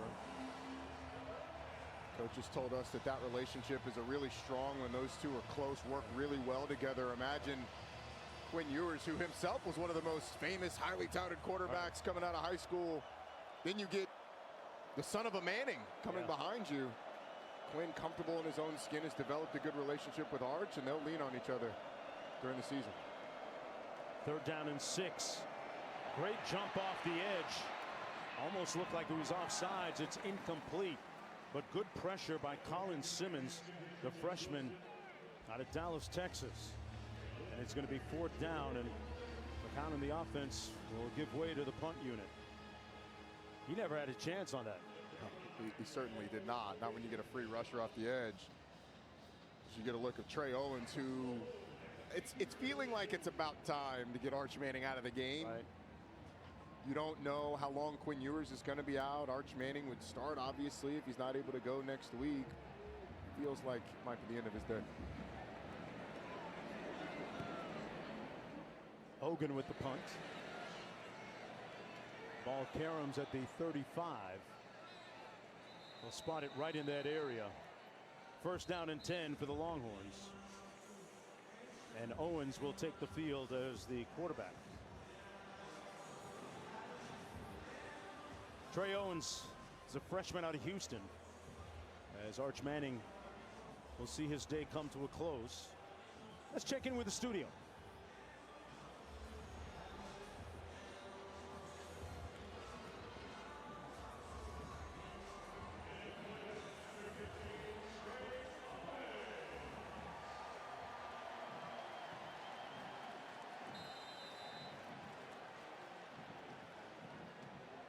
Buffalo's bouncing back after that disappointment last week. Their in-state rival, the Rams. Great ball fake by Owens. Takes off and picks up about 4 yards on the play. Trey Owens, a high school All-American Bowl participant, is ESPN's number 17th ranked pro-style quarterback.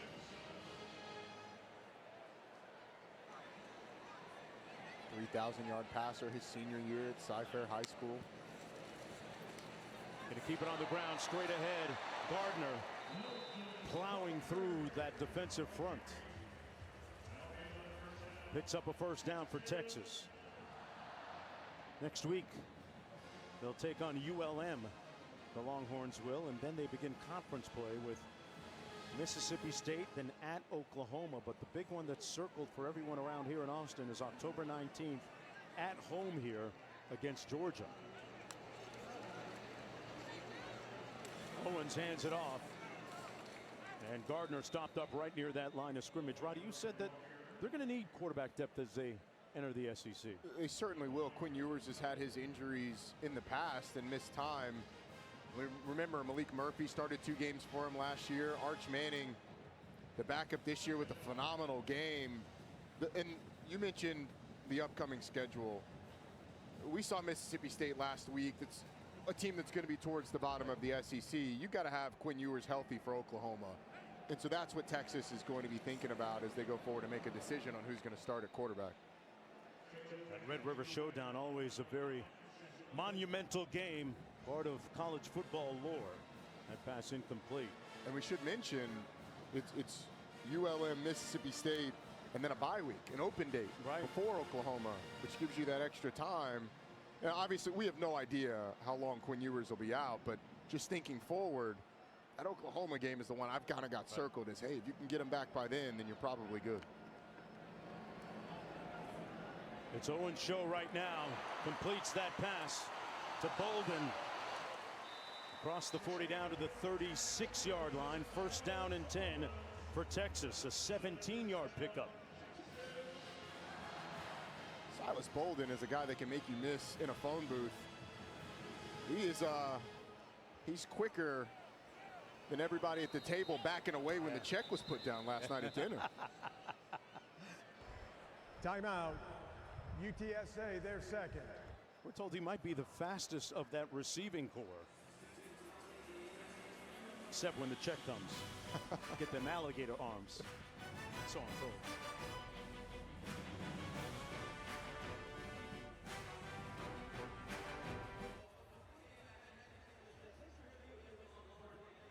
Hotels and Resorts, 19 hotel brands, 1 loyalty program.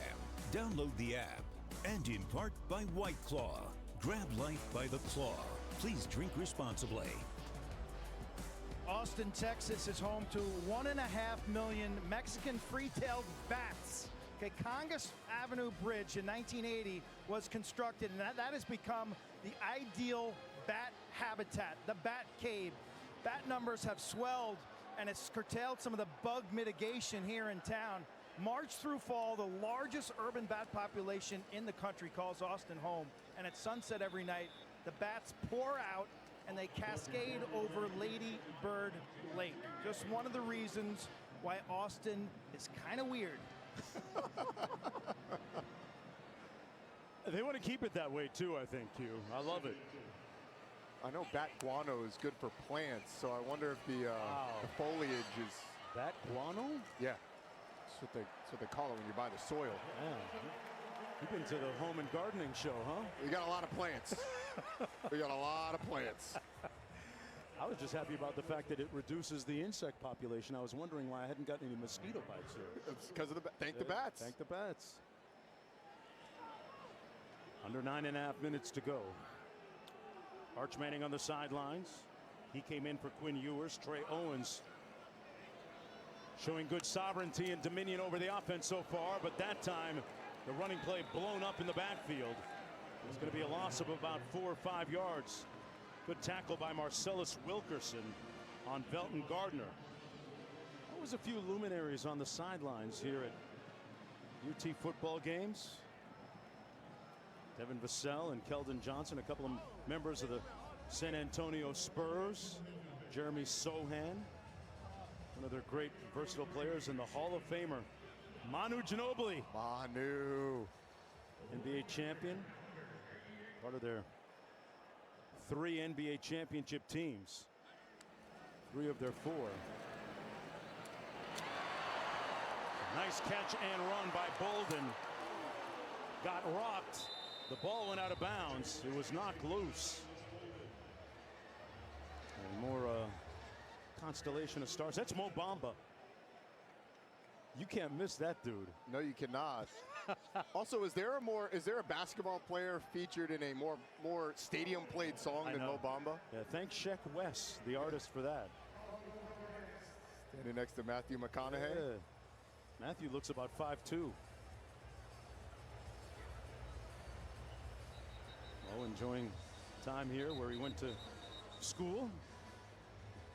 I was hoping Kevin Durant might slide through today. Q, what do you have on Well, I was talking to Matt McConaughey, and I said, you know, I took my 14-year-old daughter to one of your first movies this summer, Dazed and Confused, and I said, it was a bad mistake, and he laughed.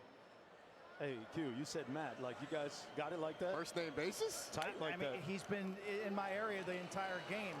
Okay. It's interesting to watch him interact with guys like Johnny Nansen and Kyle Flood as the game goes on, giving high fives to players as they come off, and then asking me about injury information when Ewers was in the tent. Defense number 24, 15-yard penalty and an automatic first down. I guess if he asks you about injury information, you can be on a first name basis. Yeah. But check out the reaction from Matt after the. He's saying it's offensive interference. Yeah. All right, offensive.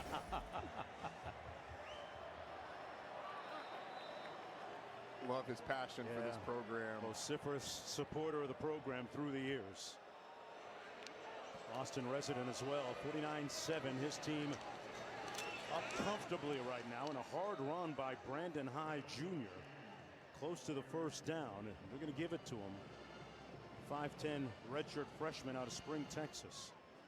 Grand Oaks High School with under 8 minutes to go. Texas on the verge of improving to 3-0 on the season.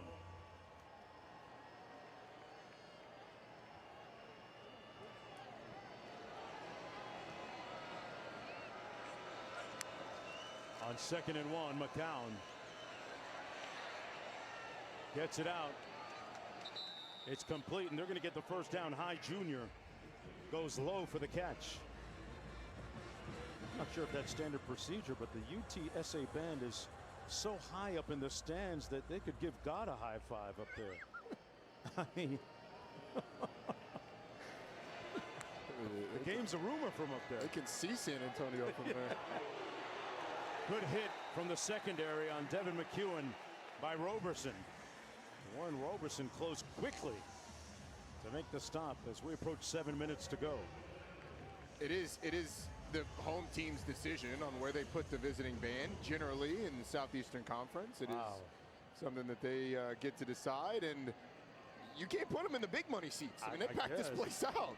There's a reason this place makes more revenue than anybody else in the country from their athletics department. I didn't have money. I used to sit up there, but that's when I had nothing but pocket lint. You know? 2nd and 17, and a sack on McCown. That's the 3rd sack of the evening for the Texas defense. Bosek got it done. Came into this with 1 sack. You're going to see on the right side, just a little inside, really gets turned loose, does Bosek. Didn't have to do much to get there, Roddy. No, it didn't. A loss of 11 on the play. Very similar time of possession, exact same number of plays, very different number of yards and points for these two teams. On 3rd and Dallas to go. Brandon High with the run and sets up a 4th down. The punt unit comes in. The clock ticks away for Texas.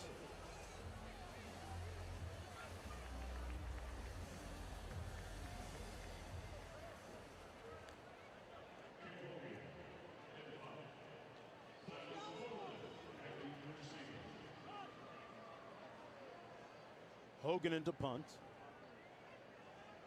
Bolden back at his own 16.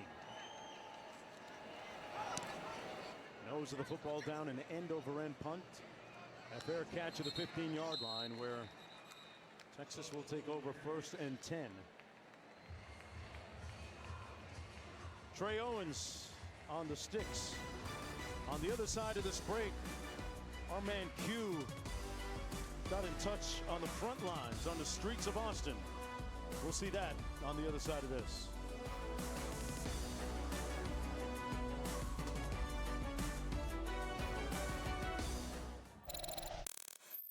Keep Austin weird. Well, I can do that. Well, that's a slogan and a celebration of the unique personality that is the capital city of Austin, Texas. It's just fun stuff to do, but for adults to kind of act like they're kids. I think it just brings all kinds of different people. It's like a melting pot. Have you witnessed the people walking up and down the street the last however long you've been standing here? When a lady just lays around in horse poop. I love the old saying that everything is bigger in Texas, especially Austin. I tell you what, there's 6th Street, Q. There's great music in this town. Wonderful chicken fried steak if you're searching for one, which I've found on many occasions. Amongst other fantastic things to do as the jewel of Texas Hill Country. I didn't know there were hills in Texas until I came to Austin. Yeah, I've frequented New Braunfels a number of times, San Antonio. Right. My wife, being from New Braunfels, loved this part of Texas. Okay. The hill country, although I am a little disturbed. I didn't quite catch what the guy said about horse poop, but that is weird, whatever that was. Somebody was rolling around in horse poop. Whoa, I didn't need to know that. That's weird. Live music. I mean, the live music capital of yes, maybe the country. This guy, Colin Page, on the loose, keeping that ball high and tight, tucked away in his right arm. A nice gain. A variety of food choices. Yes. And all uniquely done. A lot of diversity. And just that free spirit. And this town is under pressure right now. With its rapid growth, it could lose its weirdness. But there's a movement to maintain that weirdness that started back in 1980. I got some friends that could make it weird too. Running play. Colin Page got upended. Gained about 1.5 yards on the play and got some flags down in the field. With just under 4 minutes to go. We mentioned Texas's schedule. After the play was over, personal foul, unnecessary roughness, offense number 72. 15-yard penalty, 1st down. Mark, there's a dive bar in Austin that Correction. treats every night like it's Christmas Eve. It's a Christmas-themed dive bar with Christmas trees and lights. They celebrate Christmas every single night. Now that's where I draw the line. That's weird. I mean, it's not special if it's every night. What are we doing, people? Christmas music should be played from the day after Thanksgiving until probably New Year's. Outside of that, it should be illegal. I mean, it should be illegal to play Christmas music. You can't have a dive bar. That's Christmas Eve. Yeah. Sounds personal there, Rod. Takes the magic away. Look, Oh, man. Christmas is trying to take over everything. I mean, Thanksgiving's barely a holiday anymore because Christmas music starts playing the 1st of November. This is something I'm very passionate about. Yeah. I can feel that. I can feel that. Yeah, you got to wait until after Thanksgiving. Dive bar. Now, if you want to bring the presents a little earlier, that's cool. But under 3.5 minutes to go. Oh, and you got to buy presents for 3 kids. Oh, hey, exactly. And a house at home. Well, you got to buy them for 3 kids. I know. Incomplete pass at the 20-yard line. Dropped by Gardner. Take a little inventory on the night. Quinn Ewers started out on fire. He was given that UTSA defense work and then suffered an ab injury, we were told by head coach Steve Sarkisian at halftime. And subsequent to that, his night was over. But in relief, Arch Manning was a shooting star. Look at those numbers, 9 of 12, 4 touchdown passes. As the Roadrunners retrieve that punt, Chris Carpenter on the return down to the 32-yard line.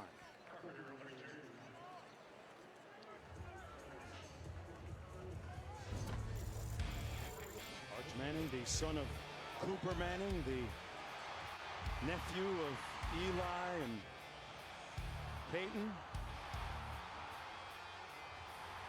Cooper's daddy could run like that. I'm not sure about his uncles, but I'll tell you what, he had enough to feed the needy tonight. Spraying that ball out to several different receivers. That arm is legit, Roddy. The arm is legit. The athleticism is legit. And we haven't really talked about the things that led to his success today. Obviously, the preparation was legit. He was ready for the moment. Yeah. Having sat all year last year as the 3rd stringer. Talked about the relationship he has with Quinn Ewers. All smiles now. And the question is, how long will he be under center for the Longhorns before that man who came into today as the Heisman Trophy favorite until he returns? 2nd down and 10. I'm going to ask you an interesting question after this run by Brandon Hyde Jr. Have you ever, can you remember the last time a Heisman Trophy front runner and 1st round pick, which he's projected to be, got Wally pipped? Yes. Who? Spencer Rattler. Oh. Came into that season at Oklahoma as the Heisman Trophy favorite. Caleb Williams comes in against Texas. They win that game. Caleb Williams. Spencer Rattler didn't play again until he went to South Carolina. So you Georgia Tech cats, man. He's sharp like that. Good answer. Georgia wants you, huh? All right. We'll see.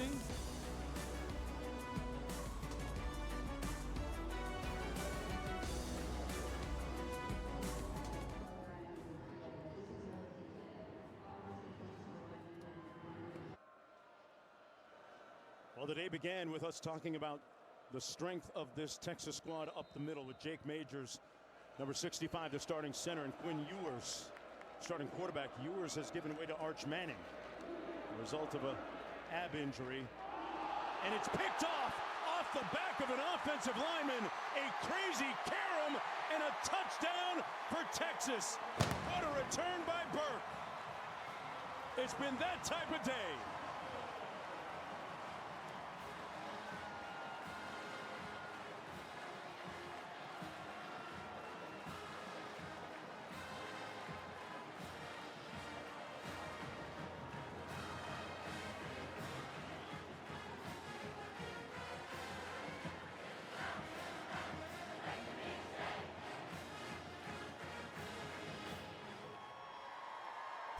You have to figure, Roddy, that an all-state high school lacrosse player knows how to play his angles, right? He's Q's favorite player on the field with his lacrosse background. And I know a lot of people may have switched away from this game, but somebody alert Big Man Twitter. We got a big man touchdown. Hashtag big man touchdown.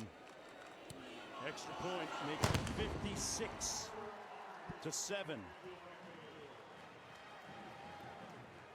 Q's been telling us for years how athletic lacrosse players are on the football field, but this is next level. How about the reaction and then turns on the Jets? Q, what kind of lacrosse player was Ethan Burke? Obviously all state, but he was a no-nonsense killer of a defender, roaming the field with a 6-foot pole, skewering offensive players and throwing them out of the saloon, scooping the ball up and taking it coast to coast. He was verbal to play lacrosse at Michigan. Wow. The Wolverines won the Big Ten back-to-back seasons. They played in 2 NCAA tournaments.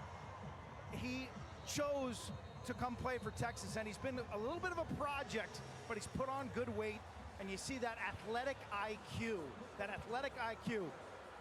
the ability to make quick decisions, and he's got a little bend. He improves every time we see him. How many sideline guys are giving you that? 0. I just want to know. Well, excuse me. That is a Q special on lacrosse and football, the cross-pollination of those sports. I think it goes to show you, I mean, you saw the athleticism of a guy who's at 260 pounds. That's the type of athleticism that you see in the game of lacrosse from elite defenders at 6'6". Are you kidding me? Nobody's going to Get tackle anywhere near that guy. It'll be a touchback. Hey, the next stop on the F1 schedule is the Azerbaijan Grand Prix. Azerbaijan Grand Prix at the Baku City Circuit, the fastest street track in Formula One. Our coverage begins 5:30 a.m. Eastern with the Grand Prix Sunday on ESPN and the app. Race coverage begins at 7 a.m. Eastern. Roddy, I know you're a big F1 guy. Oh, I'm going to be locked in. Charles Leclerc on pole, 4 different teams in the top 5. Lando Norris, one of the favorites coming in. P17, he starts 17th in a McLaren, one of the fastest cars on the grid. Wow. Ethan Burke. I got to drive with you more. Yeah, come on. and a little bit later on, Austin may host the greatest weekend in sports this country has, with Georgia coming to town and the U.S. Grand Prix down there at the Circuit of the Americas. Same weekend. So I know one person that will be watching that for sure. Locked in. Let's take a look at the Longhorns' upcoming schedule.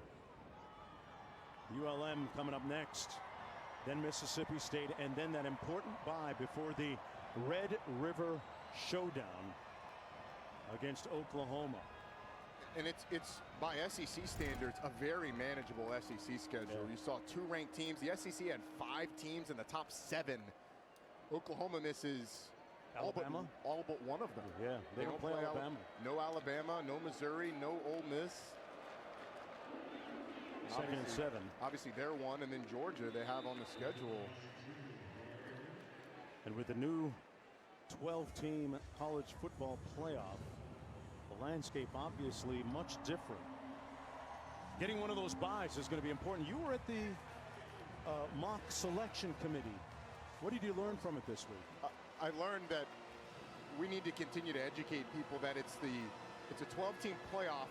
The top 4 highest rated conference champions get buys. The top 5 highest rated conference champions get automatic bids. So it's not necessarily the top 12 teams that make it. It all depends on where those conference champions fall. But the depth that the committee goes into to decide the rankings is tremendous. The work that they do, the hours that they put in, it's a thankless job, especially when you have to make tough decisions like last year. Well, the way it's shaping up right now in trending and tracking, Quinn Ewers and the guys in burnt orange are a good bet to be in the conversation and then some. All smiles from Arch Manning, who began the game as QB2 and ended up as QB1. The result of an injury. Yeah, the booming sounds of success resonating across Austin tonight, deep into the night, as Texas wins it 56-7. A convincing win for the Longhorns and head coach Steve Sarkisian. Just hope that it wasn't too much of a Pyrrhic victory. with the injury to quarterback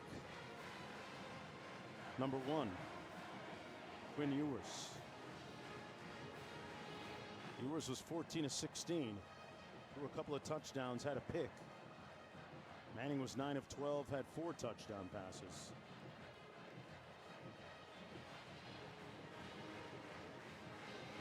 Other than Quinn Ewers, which is a big other than, but it seems like Texas got out of this pretty healthy, and even though it wasn't clean the entire time, I think Steve Sarkisian should be pleased with his team's ability to come out and take care of business, and certainly pleased with the development that you saw of Arch Manning.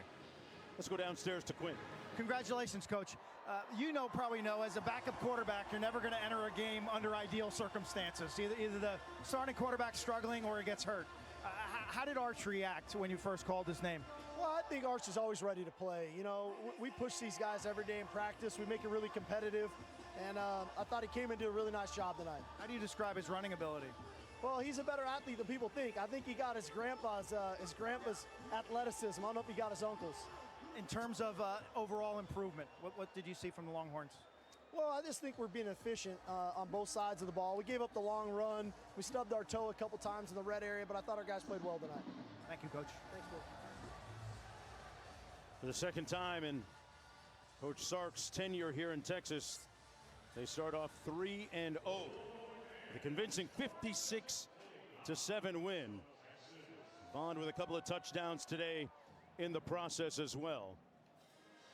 Don't forget, folks, college football scoreboard is coming up next, followed by San Diego State and Cal. For Roddy Jones, Quinn Kesenick, and our entire talented crew behind the camera you never get a chance to see, Anthony DeMarco and Kim Belton, our producer director, I'm Mark Jones. Let's go to the studio.